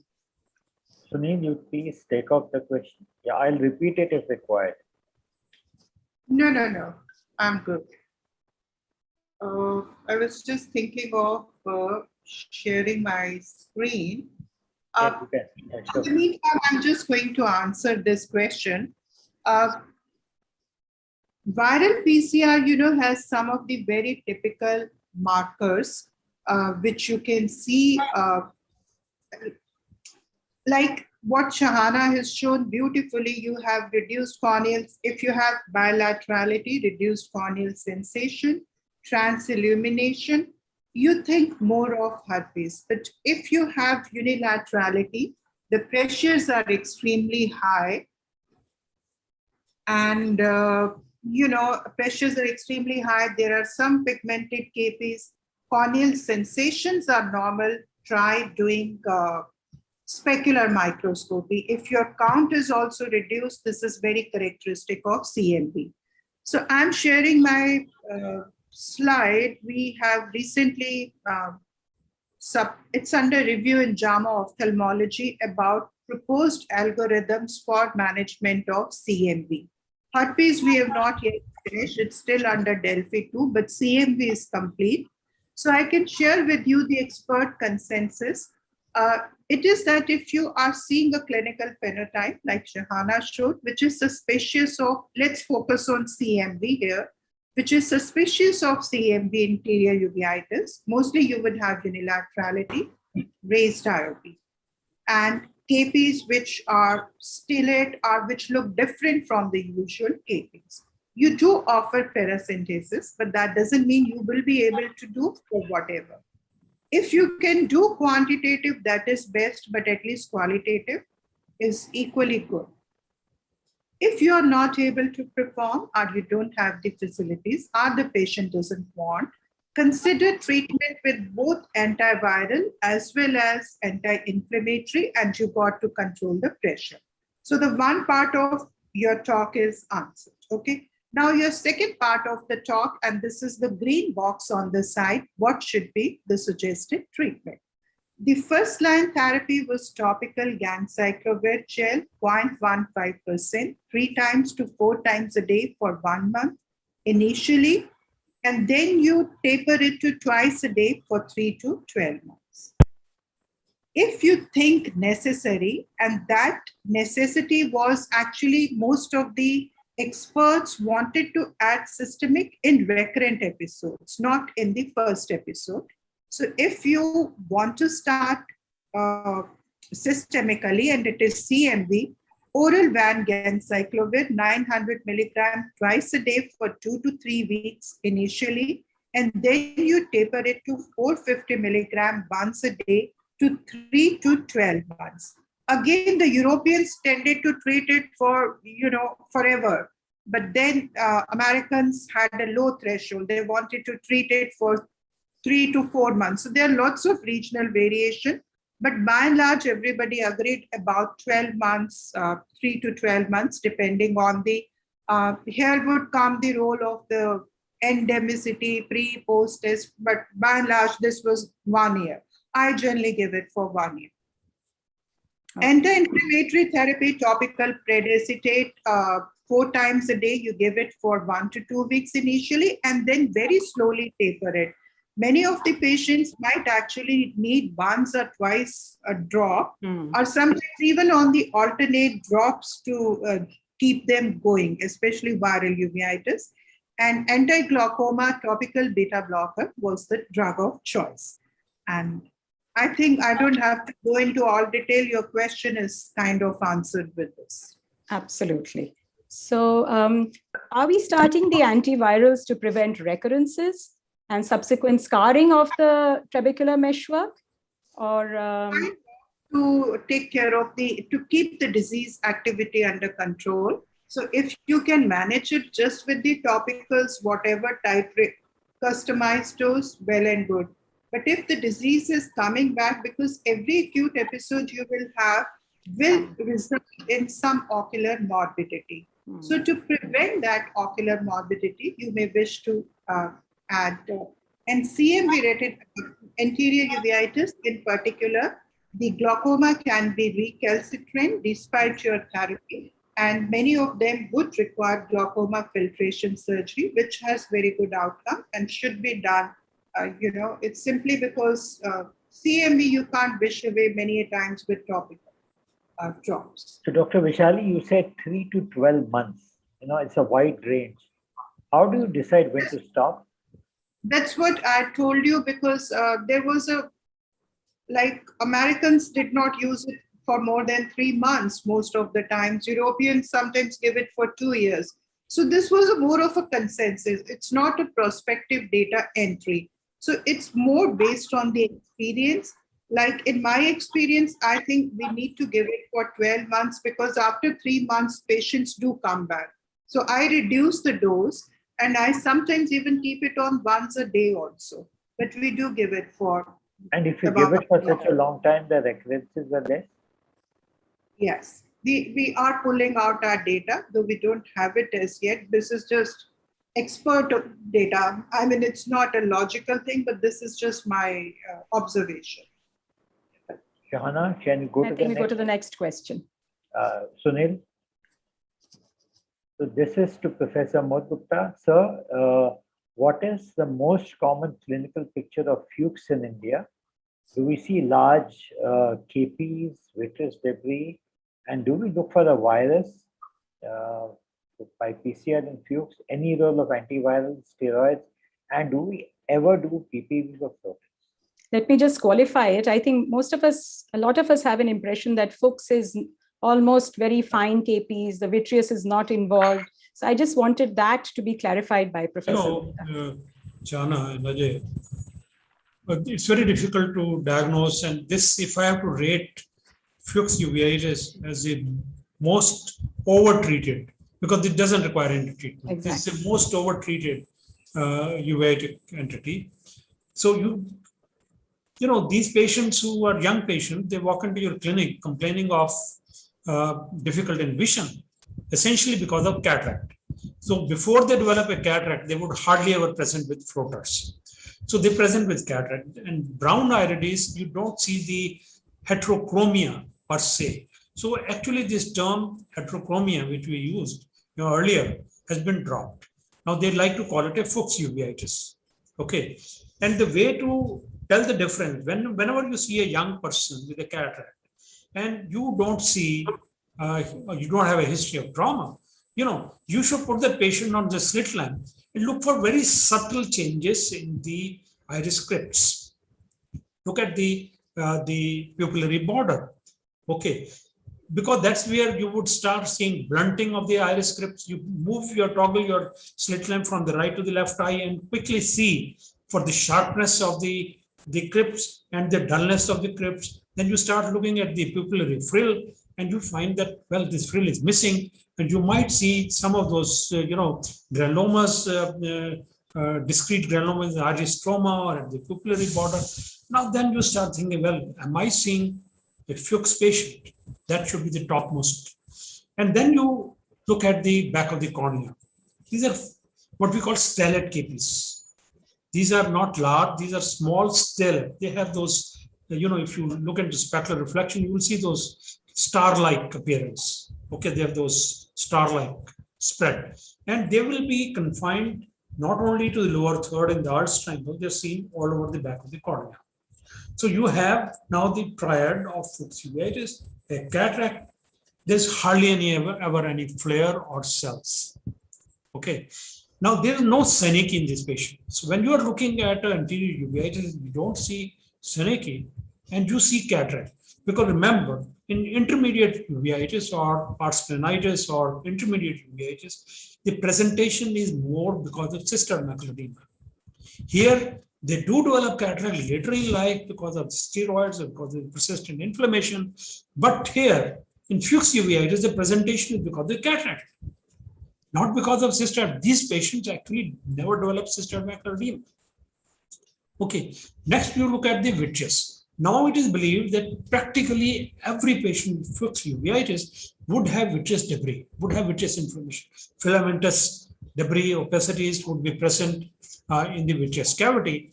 And, if you do a fluorescein angiogram, in Fuchs patient, you might see some little staining, mild staining of the optic nerve head, but you will never see a cystoid macular edema. In intermediate uveitis, on the other hand, you never see optic disfluorescence, you will see a cystoid macular edema.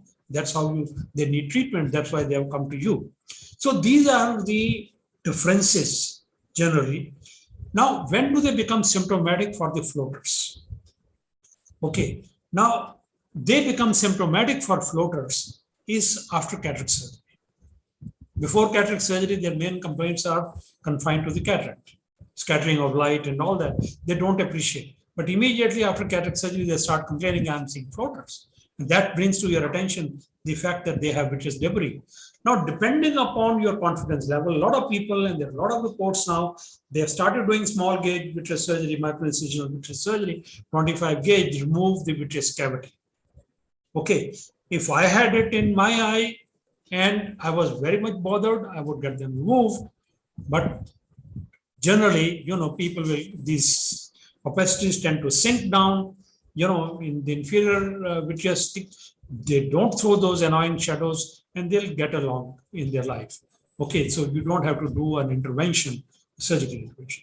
I don't see any role for the PCR in any case. There is only the Singapore group, Sonfek, who talks of the chronic CNV uveitis, which is we call Posner-Schlossman syndrome. which is unilateral and which has a high pressure. We knew it always as a transient intraocular pressure, large 1 or 2 kPs, and they have different descriptions for that. But apart from her, I don't think in India anybody has seen. I may be wrong, but whenever I have inquired on these formats, people who have seen a case, they have not seen where they could show a CMV positive by PCR. Okay, the other group is the rubella. That's the Netherlands group, where they have shown, and now that has been seen in other reports as well, even from the US, where remember they have shown it only by serology, by the anterior chamber looking for the antibodies in the aqueous versus the serum, and if they have that ratio of more than 3, you will consider that it's positive for those antibodies, not by PCR. So I would not subject to PCR. Okay, no way. So will you do gonioscopy in these cases? Come on, I mean, what do you want to see, those new vessels? Those angle vessels. I know, we used to see as a resident, and later, because in our department, we were the first in the country to start talking about, if you look at our publications in 70s, we published our experience with Fuchs uveitis, cataract surgery and all. So it goes back to almost 50 years now, our experience with Fuchs uveitis and PGI. Okay, and we used to look for those. And we used to look for that streak hyphema with LACA. Because, I mean, you don't need that. I mean, those were the days. So when we were doing residency, in those days, they used to say the moment you enter the hyphema. You have actually seen it. I mean, why do you want to do that? I mean, because your telltale signs are right there written on the iris. And if you look carefully, if you know how to look for it, you will see the dulling of the crypt. When Vishali was talking about the viral anterior uveitis and iris atrophy, you see best on transillumination. You do an iris transillumination through the pupil, and all those areas of atrophic patches, and there are a variety of those iris atrophy. I'll not go into that in different viral diseases. You can. So what I'm harping is on clinical. You are a clinician first. You're a physician first. Spend time on this patient, maybe 20 minutes, maybe half an hour. Okay. Don't be in a haste to scribble a prescription because you want to get rid of the patient. That if you want to get rid of the patient, then you start writing. Okay. Otherwise, you will spend more time on examining all these details. Thank you, sir. I think we've answered. Just a small point. I can't resist. Sir, don't you think Fuchs is the most peculiar uveitis of all of them? It is. It is. I mean, any thoughts? A quick one. It is. No, it is. It's a very, very low-grade inflammation. It's a very, very persistent low-grade inflammation. Nothing will work, which is in response to the presence of the rubella infection in childhood.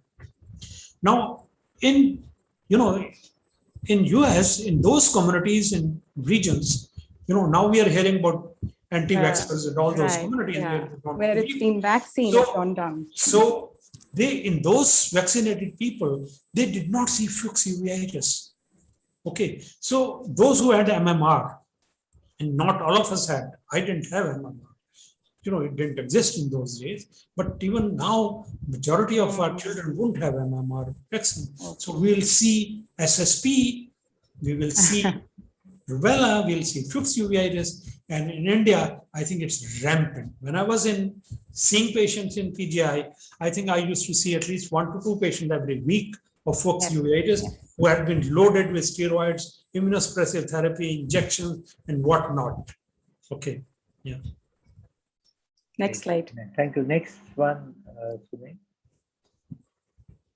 Okay, so this is addressed to you, and we are opening the Pandora's box. So bilateral granulomatous anterior uveitis with a positive MON2, old Cox lesions on the CECT chest identified. Would you treat with AKT or only if it recurs? No, in the sense that once you have already said that you are diagnosing granulomatous anterior uveitis, there's a very little differential diagnosis to my mind of granulomatous anterior uveitis. Okay, and one is tuberculosis, as you said. The other, which can mimic the same, is sarcoidosis. Okay. And the third could be, which is pretty common, and that will not be only anterior uveitis, but that would be cases of recurrent weak age disease. Okay. Of course, we know that, well, CMV rarely may present like that, or you may have, not bilateral, of course, and then you may have some of the syphilis cases. All those we'll keep it for the time being out, because we're focusing on whether it's TB or sarcoid. So if you see those, what we call Berlin nodules on gonioscopy, Ajay asked me about the role of gonioscopy. Here is the role of gonioscopy. Typically, sarcoid patient at 6 o'clock position would have those Berlin granulomas, which tether the peripheral iris to the peripheral cornea. But how common are they, sir? Berlin nodules? They're pretty common, I would say, if you start looking for it.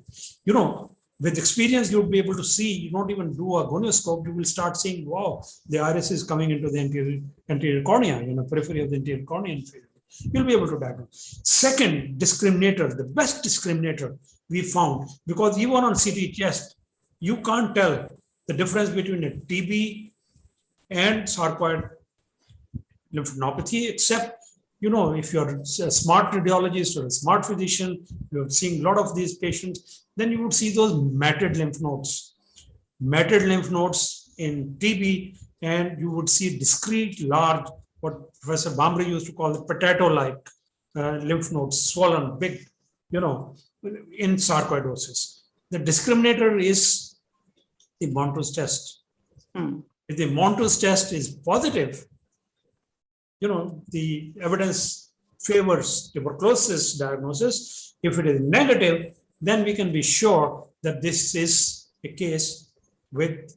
Now, the trouble arises when in an endemic country like India, you may have patient of sarcoid with over-added, tuberculosis.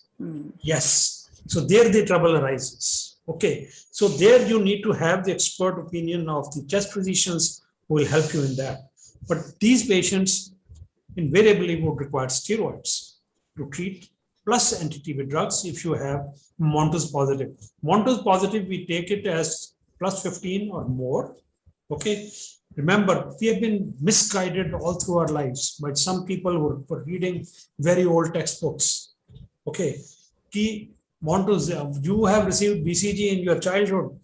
Now, BCG after 5 years to 10 years will not produce a tuberculin skin injection more than 5 millimeter.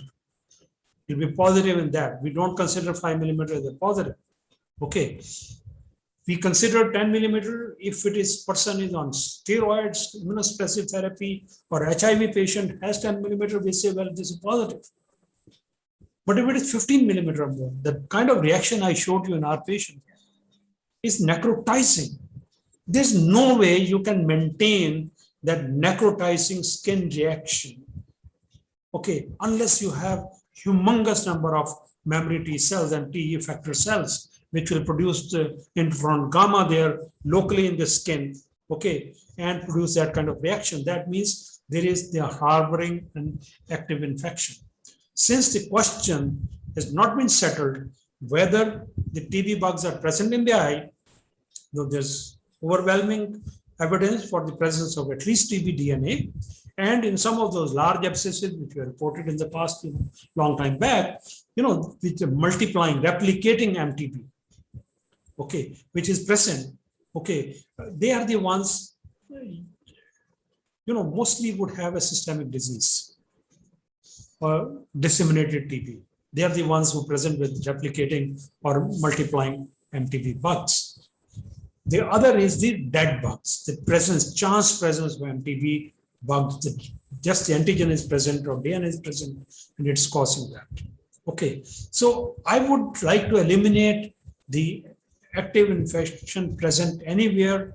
And we have, if you read our paper on that, we've had asymptomatic patients going around, and when we were doing, we were trying to see CT scan roll and the lymph node biopsy, we found at least 12 patients who were absolutely asymptomatic, whom we could isolate the AFB from the lymph nodes, okay, using EBUS technique, endobronchial ultrasonic guided techniques. 12 patients with uveitis and presence of AFB in asymptomatic patient with the lymph nodes. Of course, those were larger than 1 centimeter lymph nodes. So question is, you want to treat the patient, not the eye. So focus has to be always on the patient. Whether by a remote presence or by its own presence in the ocular tissues, we want to eliminate. What the mechanism is. We want to eliminate the MTB. And these are effective drugs. They sterilize. This is the word used is sterilizing dose of anti-TB drugs. Okay. So, sir, Shahana, I think you answered, but in case the patient has a granulomatous uveitis, would you go whole hog to prove it by doing? Come on. Do what? We have done enough of that. Do and e-bus. No. Or would you start treating them? Yeah, I would start treating them. I would have a physical exam done. I would have a CT chest. I will not order an X-ray chest, whatever people might say. And if you ask Salil Mehta, he would say, I would go to Havas. If I have to get a CT, I will get a PET CT. I will not have a high resolution or contrast enhanced. So that is the standard. X-ray would not show anything. So radiological test has to be either contrast enhanced CT, because that helps them to localize for biopsy if it is required, or a PET CT. Again, serves the same purpose. Okay. So I don't think we need to draw aqueous fluid or vitreous fluid for demonstrating in a given case on the first visit a granulomatous anterior uveitis to prove the presence of AFB, the genome, because the sensitivity I showed you that we were trying to do that for 20 years, we were chasing it. We could not prove in 100% sensitivity or reasonably sensitivity, like 80%, 90% of cases. If we had shown that, then would it become a standard test? Okay, but if you have a patient who is consistent with the clinical signs and tubercular granulomatous anterior uveitis, large KPs, the iris granulomas, talking of the anterior uveitis, or they could be having elsewhere in the choroid or in the retina or the optic nerve head. It doesn't remain limited to the choroid. TB granulomas have the tendency to infiltrate the outer retina. They may not come into the anterior retina, but posterior retina, they will involve invariably. I can tell you, sarcoid granulomas remain behind the Bruch's membrane. They don't invade. They will push the Bruch's membrane and RP complex forward. They will not infiltrate. So that's the difference. Okay, but of course there are other signs for posterior TB choroidal granulomas and TB uveitis. We can see all that.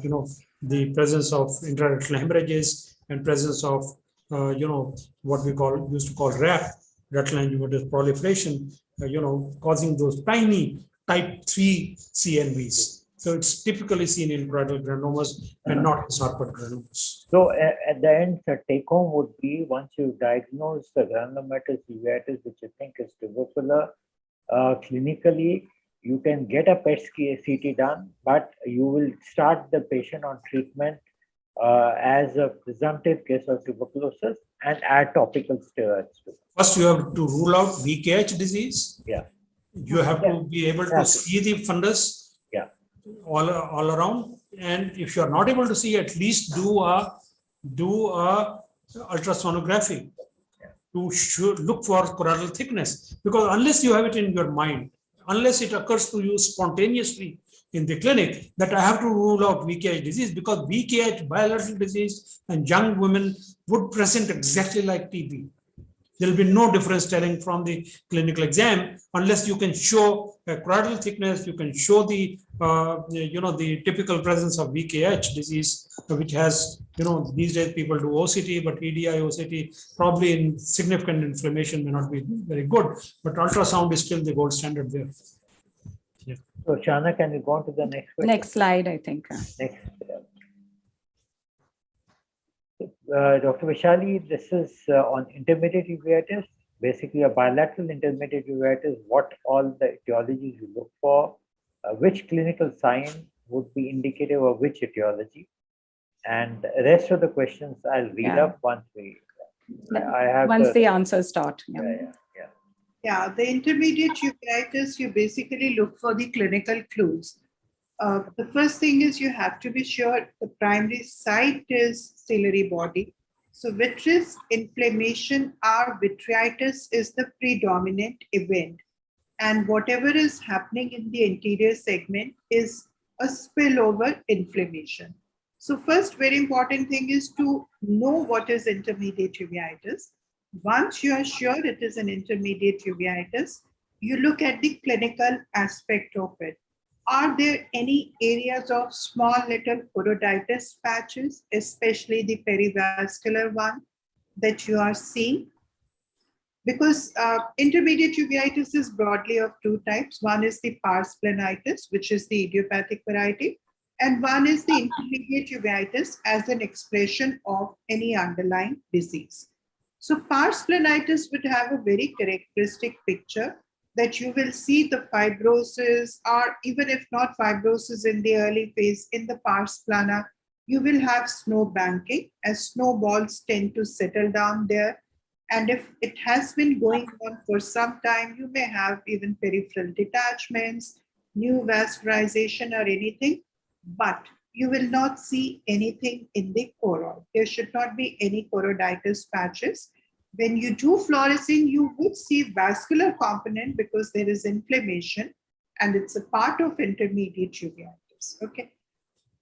Now the second is the intermediate uveitis, which could be related to an etiology. So if you have an etiology like small choroiditis patches, you would think of tuberculosis as a possible etiology. And for me, the clue for tuberculosis comes when I have these snowballs, the large one, somehow in TB, they keep on floating. They don't form the snow bank. So if I see snowballs floating around and maybe a posterior synecdoche, which should not be there ideally in intermediate uveitis, I tend to think more about tuberculosis as a possible etiology. I get a fluorescein done. If fluorescein also shows capillary non-perfusion in the periphery, so I go in direction of tuberculosis. If I have a pars planitis, which has very subtle yellowish lesions going on, some not pars planitis, intermediate uveitis, and disc edema, which is bilateral, I tend to think a lot about sarcoid as a possibility. And if I have a young patient who doesn't have too much of inflammation, but you know, when you do fluorescein, there is a mild vascular leak in the periphery. I don't know. I tend to rule out multiple sclerosis, but that's not every day. It's just through sixth sense, you know, maybe the patient profile, mild inflammation, multiple sclerosis doesn't come with a bang. So it has a mild form of vitritis and some vascular leak. So there I do get MRI done. And lastly, the syphilis can present as vitritis. So syphilis as a routine, we do in all the patients. Now, if it happens to be an elderly patient and, you know, sometimes not even elderly, even in their 40s and 50s, first episode vitritis, which was never there before, I always rule out lymphomas because in the presence of vitritis, you can't really see those small little subretinal deposits. You can't appreciate. So my first line of diagnosis there is just to do vitrectomy. Even if I have slightest of suspicion, I just go and clear the vitreous, do IL-6-10 ratio, do 2-mid-88, do the cytology. And that's very therapeutic also, actually. You remove the vitreous, you know, these elderly patients, you don't need to push in too much of anything, steroids or anything. So that's how I work with these patients. So one last component of it, once you've treated all of them, there are vitreous cells. The vitreous cells may not totally disappear. They may persist. Does it really bother you? If it's not bothering the patient, they don't bother me. There was a time when we were all chasing the concept of zero tolerance for inflammation, maybe 10 years from now.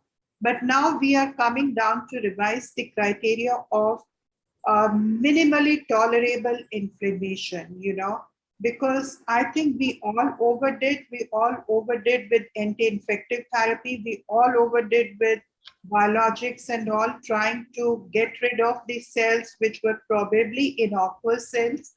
So if their snowballs are not going to disappear, So if my patient is not showing vascular leak on fluorescein angiography, if patient is not having cystoid macular edema, if patient is not having anterior segment inflammation or disc edema, the presence of cells which have been persisting and not increasing personally doesn't bother me. But if it is bothering the patient, I do lots of floatectomies, 27G, just go and take out the vitreous. You are also happy, patient is also happy. And to be very honest with you, many times in these patients, we have never been able to get anything useful of the sample, Cytology shows some lymphocytes, something other than lymphoma, by and large, everything doesn't really add to the management, but patients are so happy after vitrectomy that it's kind of therapeutic. So in most cases, we should try to attend doing vitrectomy. Yeah. We can go to the next question. I think, thanks, Dr. Vishali. Okay, now we move on to retinal vasculitis, and I see both names there. Any role of looking for systemic vasculitis? Because I see these numerous prescriptions with the entire connective tissue disease tests conducted in these patients. So please clarify that. And does Eales disease still exist? Sir, we'll start with you, please. Me? Yes, sir. This Eales disease is the poem given to Henry Eales, was described this disease in young people, presented with vitreous hemorrhage, constipation, and all that. I mean, have you ever seriously asked any patient with constipation? No, those were the days when we didn't diagnose them much earlier. Now we've had experience and followed, and I showed that snapshot of my publication long time back, 2001, where we had shown that these TB vasculitis patients have extensive capillary non-perfusion areas in the retinal periphery. It's a occlusive vasculitis. It occludes the vessels, whichever it affects, and leads to neovascularization. And 150 years ago, perhaps the patients were not that smart. There were no facilities to visit. So unless they went blind, from vitreous hemorrhage, they won't report to a doctor. Now patients are very sensitive to even floaters, to even a slight decrease in vision. The visual demands have increased so that they report much early. So we don't really need to wait till they develop vitreous hemorrhage to be able to diagnose a Henry Eales disease. So anybody who's talking of Eales disease, an entity, is gone. Majority of those patients were TB vasculitis. And the jury is still open out, whether it is a infective, because recently, if you read a paper from Somya Basu, he says you don't need to treat with corticosteroids. These patients can be treated only with solo anti-TB therapy, and they show an excellent response. So somebody has to replicate that study and see the experience. But traditionally, we have been treating them. And previous some of his publications just well said that these are the patients, they're trying to differentiate the phenotypes where the blood ocular barrier is broken and where it's not broken. So the patient with vasculitis, the blood retinal barrier is broken, where those who are presenting with choroiditis, serpiginous or choroidal granulomas, the blood ocular barrier is still intact. So without going into details, he had earlier suggested that these patients would require immunosuppressive therapy, but now he comes with the fresh evidence that they don't need any corticosteroids immunosuppressive therapy. So, we need to be able to rule out, the characteristics of sarcoid. Let's look at the inflammatory disease, sarcoidosis. We know typical, those Candleback drippings, they're discrete. They're not segmental like what we see in TB. Okay, so these are the two diseases basically we want to tell the difference. The other diseases like SLE, would come with much earlier with cotton wool spots, areas of PAM or vascular occlusion, arterial occlusion, or a venous occlusion. Behçets are also again, would have right up to the capillary level. There will be a pan-retinal inflammation, and they have the. There's no choroidal involvement, by the way, in Behçet disease ever. So it's all retinal. So you can tell from clinical phenotypic present what we are dealing with. Are we dealing with DB? Are we dealing with sarcoid? Are we dealing with Behçet's disease or SLE or some of those, temporal arteritis or ANCA-associated vasculitis or, polyarteritis nodosa or, some of those diseases really don't produce retinal periphlebitis. They will cause retinal artery occlusion. They cause ophthalmic artery occlusion. They will cause, arteritic optic neuritis or optic neuropathy or ischemic optic neuropathy. Their presentation in the anterior segment, like the granulomatous polyangiitis, vaginal we used to call, would cause necrotizing sklenitis, or it will cause an orbital granulomas. And there are, systemic features, renal involvement, upper respiratory tract involvement, the sinuses involvement.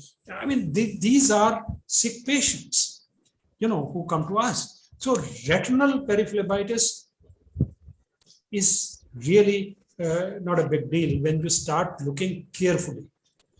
But if you have a brief glance into the retina and you say, well, this is retinal vasculitis, let's order 20 different investigations. I think when you have computers helping you or computers dictating treatment, this is what's going to happen.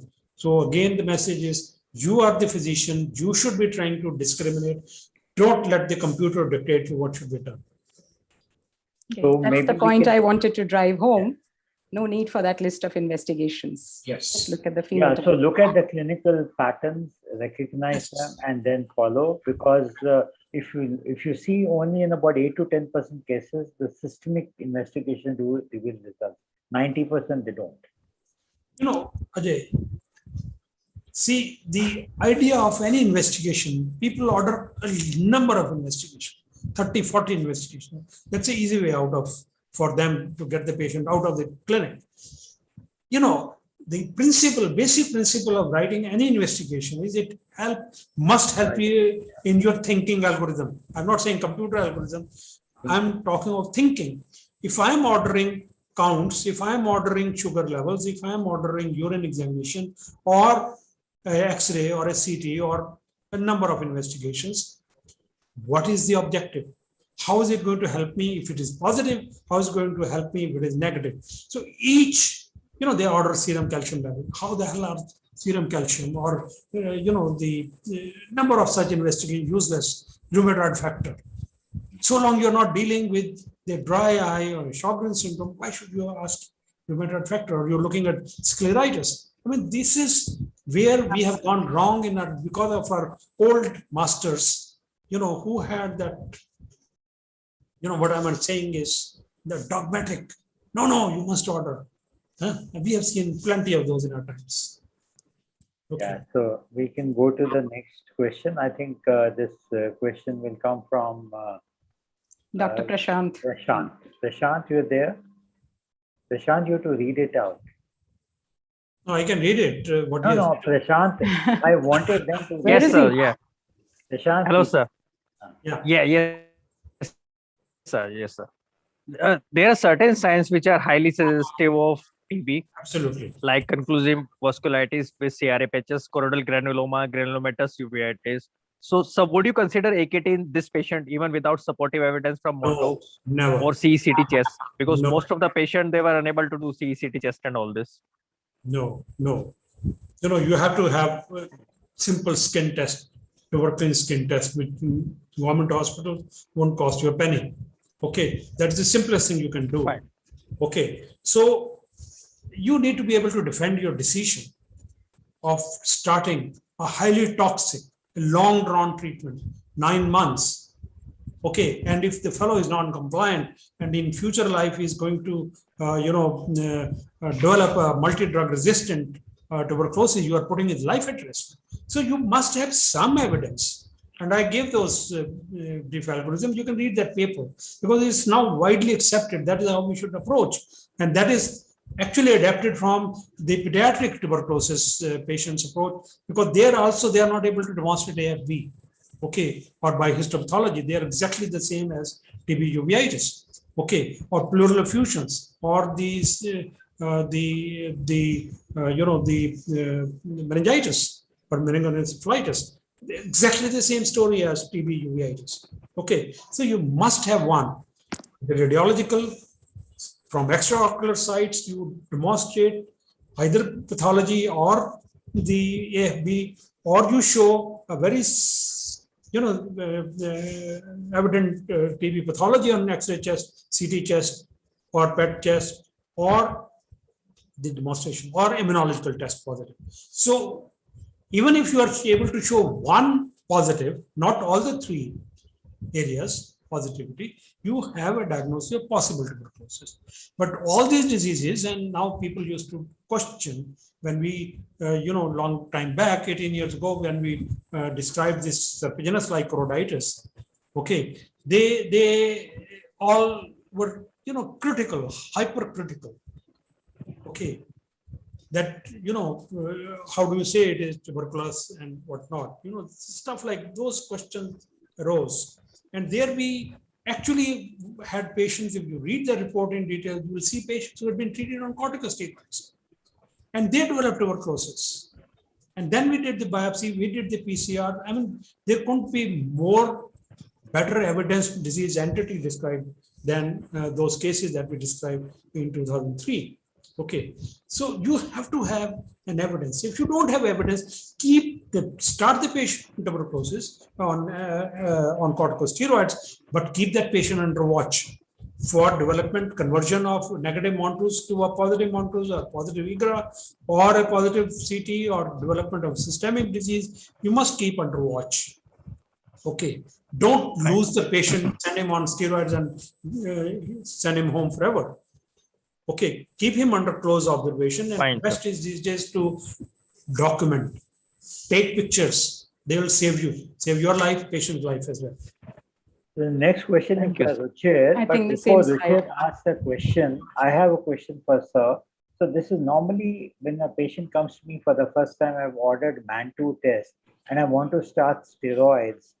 And we say, okay, when we have your MAN2 result, we'll start steroids then. Should we do like that, or we can have a steroid started and within 1 or 2 days, MAN2 is not going to change? You see, this question remains open. Should we start first the steroids and then anti-TB drugs, simultaneously anti-TB drugs and corticosteroids, or first we start with anti-TB drugs and corticosteroids later?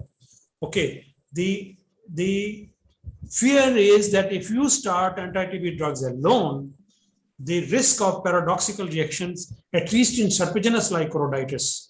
Okay, we reported 14%, but the next paper where they used, Vishali group used ultra-wide fundus pictures, 200 degrees, they found almost like 46%.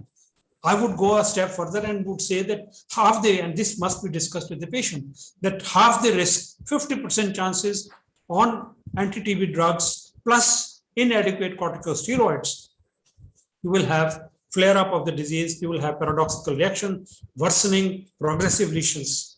Okay, so this nobody can settle unless you run absolutely controlled trial. And we did long time back a small study. We didn't really find any significant difference, so we didn't publish it.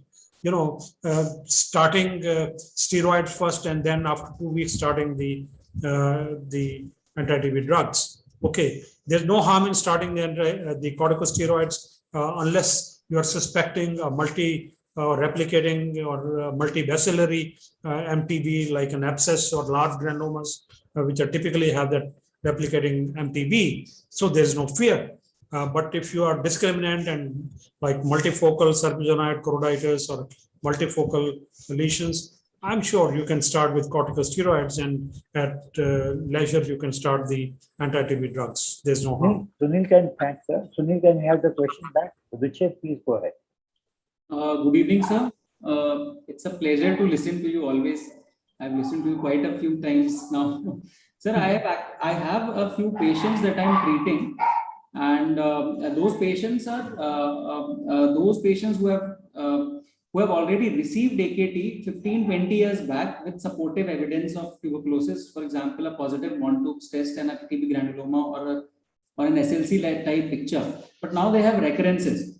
So is there any merit in going after looking for active tuberculosis again, or like we treat them with immunosuppressives and steroids and they do respond? What should we do in such cases? So I would like to give the answer in two ways. Okay, as I said, previously till some years ago, we all believed that this is reactivation of the primary tuberculosis. Now that belief is getting phased out. People believe that in endemic areas, it is more likely to be a reinfection. Okay, so you have removed and this typically happens, after about 5 years or so, these kind of recurrences, right? So when they're happening after several years of first disease, which has been adequately treated with 9 to 12 months of therapy, which is required for extra pulmonary tuberculosis. I don't think we have time to go into the details of all those details, why they have to be prolonged therapy for ocular tuberculosis, like for bone TB or for brain TB, or, unlike pulmonary TB, which gets away within 6 months. Okay, so that is one reason, that it's a reinfection. So you need to treat it afresh. Okay, the other reason is if it is recurring within a short span, like within a year or within 2 years, okay, or it's responded immediately when you started, but after a while, after a few months, 3 to 6 months, you start seeing that the lesions are getting to activate. Okay, so within few weeks of starting, okay, you would have the paradoxical reactions, okay, which is Jarisch-Hartzimmer kind of reaction, If it is happening few months later, okay, it could be development of multi-drug resistance. And you'll be surprised in our experience, and we are the only group which reported on multi-drug resistant tuberculosis in the eye using molecular techniques by gene expert, by line probe assay, by gene sequencing. We've shown that nearly 14% or roughly 15% of the patients, they would recur because of multi-drug resistant TB bugs, okay, which is well known about pulmonary disease, is very well talked about, but ocular TB was the first group to start talking about multi-drug resistant. And these patients, they do extremely well in our experience, which we have published, I think now 3, 4, 5 papers on this issue from our group, where we have shown excellent response to MDR treatment. So we can have details of this on another day, if you really want to go into the details. Okay. Yeah. Thank you, sir. Sunil, next question, and Shahana, after this, we can ask a question by Dr. Anshu also, so that nobody gets disturbed. Yeah, so you go ahead. So we come back to sir again. Which type of tubercular uveitis shows most commonly the paradoxical worsening? And does paradoxical worsening after AKT or presumed AKT in a way confirm the tubercular etiology? This is a bit of a wacky question.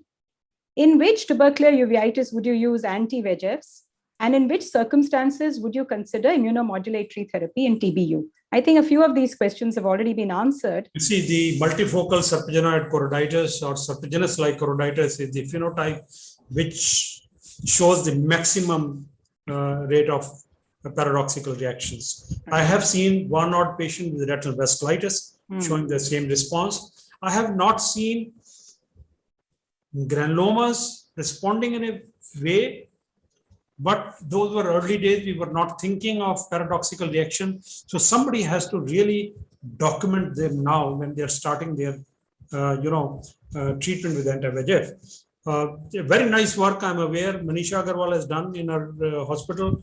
And they actually measured the VEGF levels at the time of giving anti-VEGF injections. And they have shown very, very high levels of VEGF in these patients with TB choroidal granulomas, which had been shown in animal models by Nursing Rao. Okay, in the animal model, they have shown that these granulomas, hypoxic granulomas, they overexpress the VEGF as well as the hypoxia-inducible HIF factor in the retinal pigment epithelium and the granuloma. Okay, and they, once you have the VEGF or you have the hypoxia-inducible factor expressed in these granulomas, we know that this is going to invite new vessels. And that's why when I said, if you see those intraretinal tiny hemorrhages, which we, very often we dismiss them as of no consequence, or when you do fluorescent angiogram, I'm not talking of ICG, I'm talking of fluorescent angiogram, you will see immediately the flush of those vessels. It's a highly vascular granulomas. They are the ones which you should treat with anti-VEGF combined with all other therapies. And I'm sure Mohit Dogra with Vishali, they have some papers on the use of Lucentis or Avastin as a standalone therapy. These are called host-directed therapies. It's a new paradigm in TB treatment. Okay, and it's reviving the concept of taking them to the mountains, sanatoria. Yeah, so which is the oxygen-rich environment. Okay, because they realize that it's the hypoxic disease, even in the lungs. Okay, so hypoxia is the major issue, and you can deal with it. And I think we have reported, and I think I'm not sure if Kalpana Babu reported a long time back a similar case. And now I think Manisha has a large series of these cases where she has correlated with the VEGF levels and the granulomas regression, and as they regress, they have absolutely proportionally decrease in VEGF. And mind you, these are VEGF levels are way, way beyond what we see in ARMD or vascular occlusion or diabetic retinopathy. So these are they're full of VEGF. You'll be surprised when our paper comes, whenever it comes. So I've had a chance to look at some of those details, and it's very impressive. And actually, it impressed the guy who first, Ohlers, from Australian researcher in TB, who first gave the concept of host-directed therapy. And he said, this fits the bill, as host-directed. And we have seen that even the first patient we have reported after, I think they have now 7 or 8 years follow-up on that patient. Every 2 to 3 years, he developed a recurrence of that granuloma. It becomes active, starts exuding, vision starts going down. It's not active infection, but the granuloma somehow, the vascularization never went away. So the vascularization tends to persist. So you give them a couple of shots over 2 months and they go back happy for next 2 years. So that has been the experience. And that, well, that kind of turns it topsy-turvy, sir. I mean, we're not getting rid of the bacillus. No. Probably after a while, the vessel is not the driving factor. It's the local homeostasis has been disturbed. And now I think I favor this autoreactive concept, because antigens you can't get rid of. You can't get rid of the MTB antigen once it is there. Proteins you can't, there's no way. But you can kill the MTB. In certain phenotypes, maybe not in serpiginous-like. No, I'm sure serpiginous-like is recurring because the MTB antigen is probably that. This is the one where I think major role is by autoreactive or autoimmune or autoinflammatory component. These are the subjects which need extensive research and exploration. Right. In fact, we don't have a single animal models to develop the clinical phenotype that we see in humans. Right. The rabbit. Then we can skip the next 4 questions and go to the 5th one, which is by Dr. Anshu. And if everybody agrees, we can come back. We go next. Yes, this is the one. Yeah, Anshu, please go ahead. And Anshu, you could also ask the question which you put on the YouTube. Go ahead with that. Yeah, so this is regarding one of my patients, Saran ma'am, that I wanted to have your word about. This particular girl, she's around 31-year-old. She came with a picture very suggestive of intermediate uveitis. And after investigating her for mainly tuberculosis and sarcoid, which came negative, and following the Kaplan regime, I started the patient first on PST, subcutaneous non-steroid. And she responded well in the initial phase, that is roughly around 4 years back. Following this, she had, kind of recurrences coming back after every 3-4 months when the PST, the tricot effect faded off. So slowly she, went into the treatment with oral steroids. Since she had initially she was unilateral inflammation, she had unilateral inflammation, and then she started developing this bilaterally. So following this, I kind of investigated her further, and her immune connective tissue profile was also done, and she was negative for that too. Her MON2 was around 10 millimeter, and ACE levels were normal always. This was checked again after some time. And her chest CT had a small fibrotic lesion in the left upper lobe, which had no activity. Now, in one of the eyes, that is the right eye, she, after 3 years of treatment, she started developing a serous retinal detachment, and which was reaching up to the inferior arcade. So this serous retinal detachment, in spite of, after steroids and later when I started around mycophenolate and methotrexate too, it is kind of persisting. So it's a chronic non-infectious uveitis, which I treated with all systemic steroids and IVMP also at some juncture. And her macula is attached, but she continues to have persistent extramacular RD. Any suggestion how to manage as the SRF is gradually progressing towards the macula?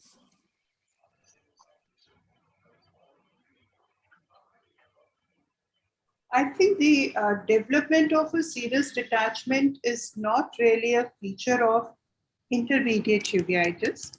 The only type of uveitis where we see serous detachment is mediate sympathetic, or sometimes next to the granuloma, which are very exuding kind of granulomas. So if my patient of uveitis develops serous detachment, I would look for two things. The first one would be development of central serous chorioretinopathy, secondary to the steroids that I have used. And it's always a good idea to repeat the fluorescein done, even if you have got it done before, to look for any point leakage which is hyper in the early and hyper in the late, even if it's expanding a little bit. So that will give you a clue, because your patient sounds to me more like CSE induced by steroids rather than anything else. The second is, which probably your patient may not have, but some of this is venous obstructive choroidopathy. So many patients of this spectrum, which we used to call pachychoroid earlier, and now it's, obstructive venous choroidopathy. So they can also have inflammatory mediators increased. And, all these UES and all, they all become a part of spectrum. So just do a good autofluorescence if it is not CSE and look in that direction. But first I would rule out CSE. I have in fact ruled out CSE. I've done an angiogram, repeat angiogram. And in fact, I weaned her off steroids when I suspected that. That was the first thing which came to my mind too. It's like a teardrop CSR in one of the eyes, but she had no particular point leak or multifocal leak as we usually see in CSE. Yes, she had autofluorescence with gravitational tracts. If you are right, so gravitational tracts, it's not UVI. It's not, the current problem is not UVI. Right. So do you think another small question is that do you think such younger patients, is it beneficial to start them on biologics rather than if it is VKH, suppose? So do you start on? Most do you of think our start patients, yeah, young patients, the JIA patients, nearly 100%, and intermediate uveitis, which is of the severe variety, non-infectious, biologics are very well tolerated compared to the traditional immunosuppression. So these patients, the uveitis can be controlled very well on. Yes, because I have a similar patient with VKH whom she was earlier misdiagnosed as papilledema somewhere and was started on steroids, and later I shifted her to biologics, and she's doing pretty well for quite some time. And this adds to one small more question, that if a VKH is stable, like you don't see the activity post biologics, what are the signs you look for an early recurrence, or how do you follow To be such honest patients? with you, I don't treat my VKH patients with biologics. I treat more severe forms of uveitis like JIA, Behçet's for sure, and pan-uveitis, especially in children, non-infectious varieties, because VKH to me still responds very well to IVMP and immunosuppression, which typically is azathioprine or methotrexate, or MMF right now with us. And, we generally start it very early in the course of the disease. The way to look for recurrences is to look at the choroidal thickness. Choroidal thickness will start increasing. Sometimes the patient does complain, if they are, the sensitive patients, of little bit of discomfort or some distortion. So if you see choroidal thickness increasing, and if you have OCT angio, you may see those dark spots of capillary flow void or whatever you call them coming, even before the appearance of two granulomas. But many times the recurrence in a well-controlled VKH may not come in the posterior segment. It might just come as an anterior segment inflammation. So if you see only anterior segment inflammation, start on topical steroids, get an ICT done to see if there is any subclinical disease somewhere in the choroid. If you find, then you need to go for the systemic increase in the therapy or whatever. If the patient is not, then restart. But if the posterior segment is well controlled, many a times you can get away not altering this systemic therapy, but just adding topical steroids. Right, ma'am. Thank you so much. We have a lot of questions, but I think we have overshot the time. 9:22. If people who would like to quit and say this dinner time, we can close it off. I still have energy to go. All the time. But I think sir and ma'am also need to need some rest. So I think let me ask Urvashi, Charu, Anupma, if you have any questions, because everybody must get a chance to. You have any questions you would like to ask, Urvashi and Charu? This is a golden opportunity. Yeah. I'm sure we'll have this opportunity again. We can have as many sessions as you feel like. Thank you yes, so I much, think we've only done half the questions. Yeah. So we had another set of questions. If you really want to create a brigade of uveitis experts, exactly, you need to give them chance to ask questions and have one-on-one discussions. Can we take it as a promise from you, sir, that if we ask you again, you will never refuse? I am available every day. Ajay, why I wanted sir and Dr. Vaishali was they don't teach you uveitis, they teach you how to think. In their answers, they will tell you how they went about and came to this conclusion, and which is what I wanted to. So let me just ask the last question, let me just say which is important. Sunil, can you put that up? The last one. The last slide, yes. That's a nice one. Slide. And then we'll have Urvashi's comment. Yeah. Urvashi and Anupma.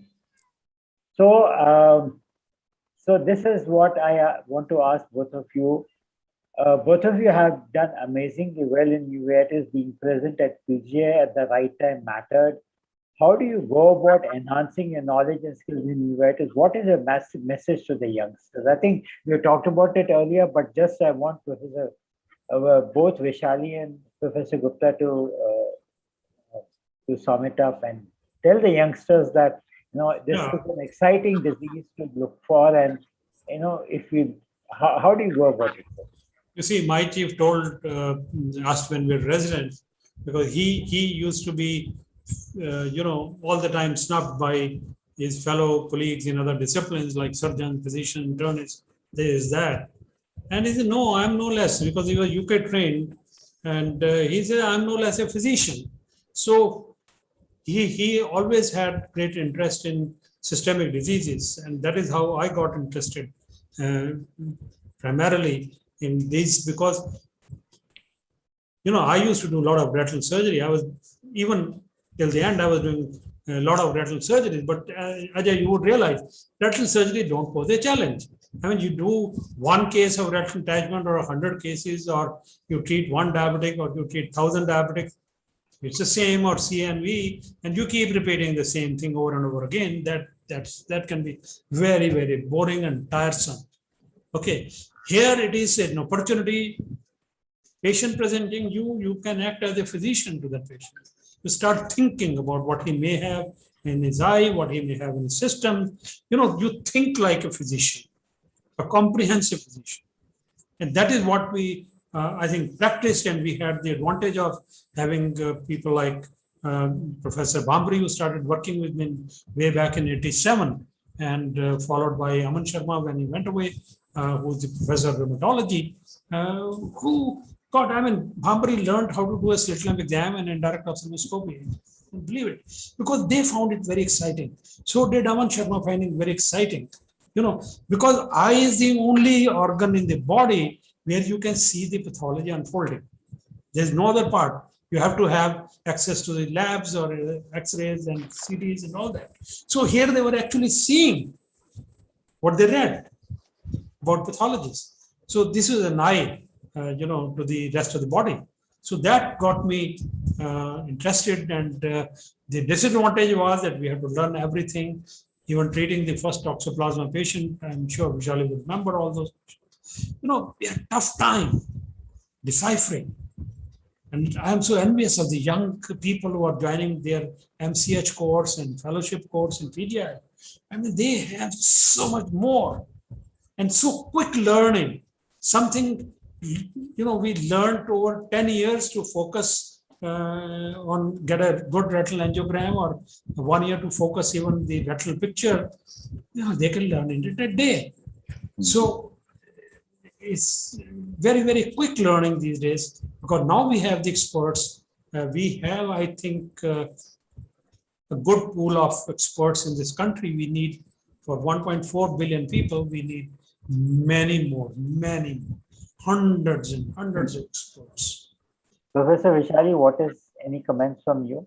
I agree. I also learned everything from my chief, like Sir did from his chief. So Sir taught me the value of talking to the patient, understanding the patient, you know, just taking history and talking to the patient will help you reach diagnosis, or at least lead towards the diagnosis. Because in ophthalmology, we don't talk to the patients. In ophthalmology, we don't talk to the other specialities. So we need to, like, I call most of them just on phone that this is the patient, how, and because if you send a patient to somebody, they don't understand what you want. So if you have to work in a multidisciplinary team, you have to have a very cordial working relationship.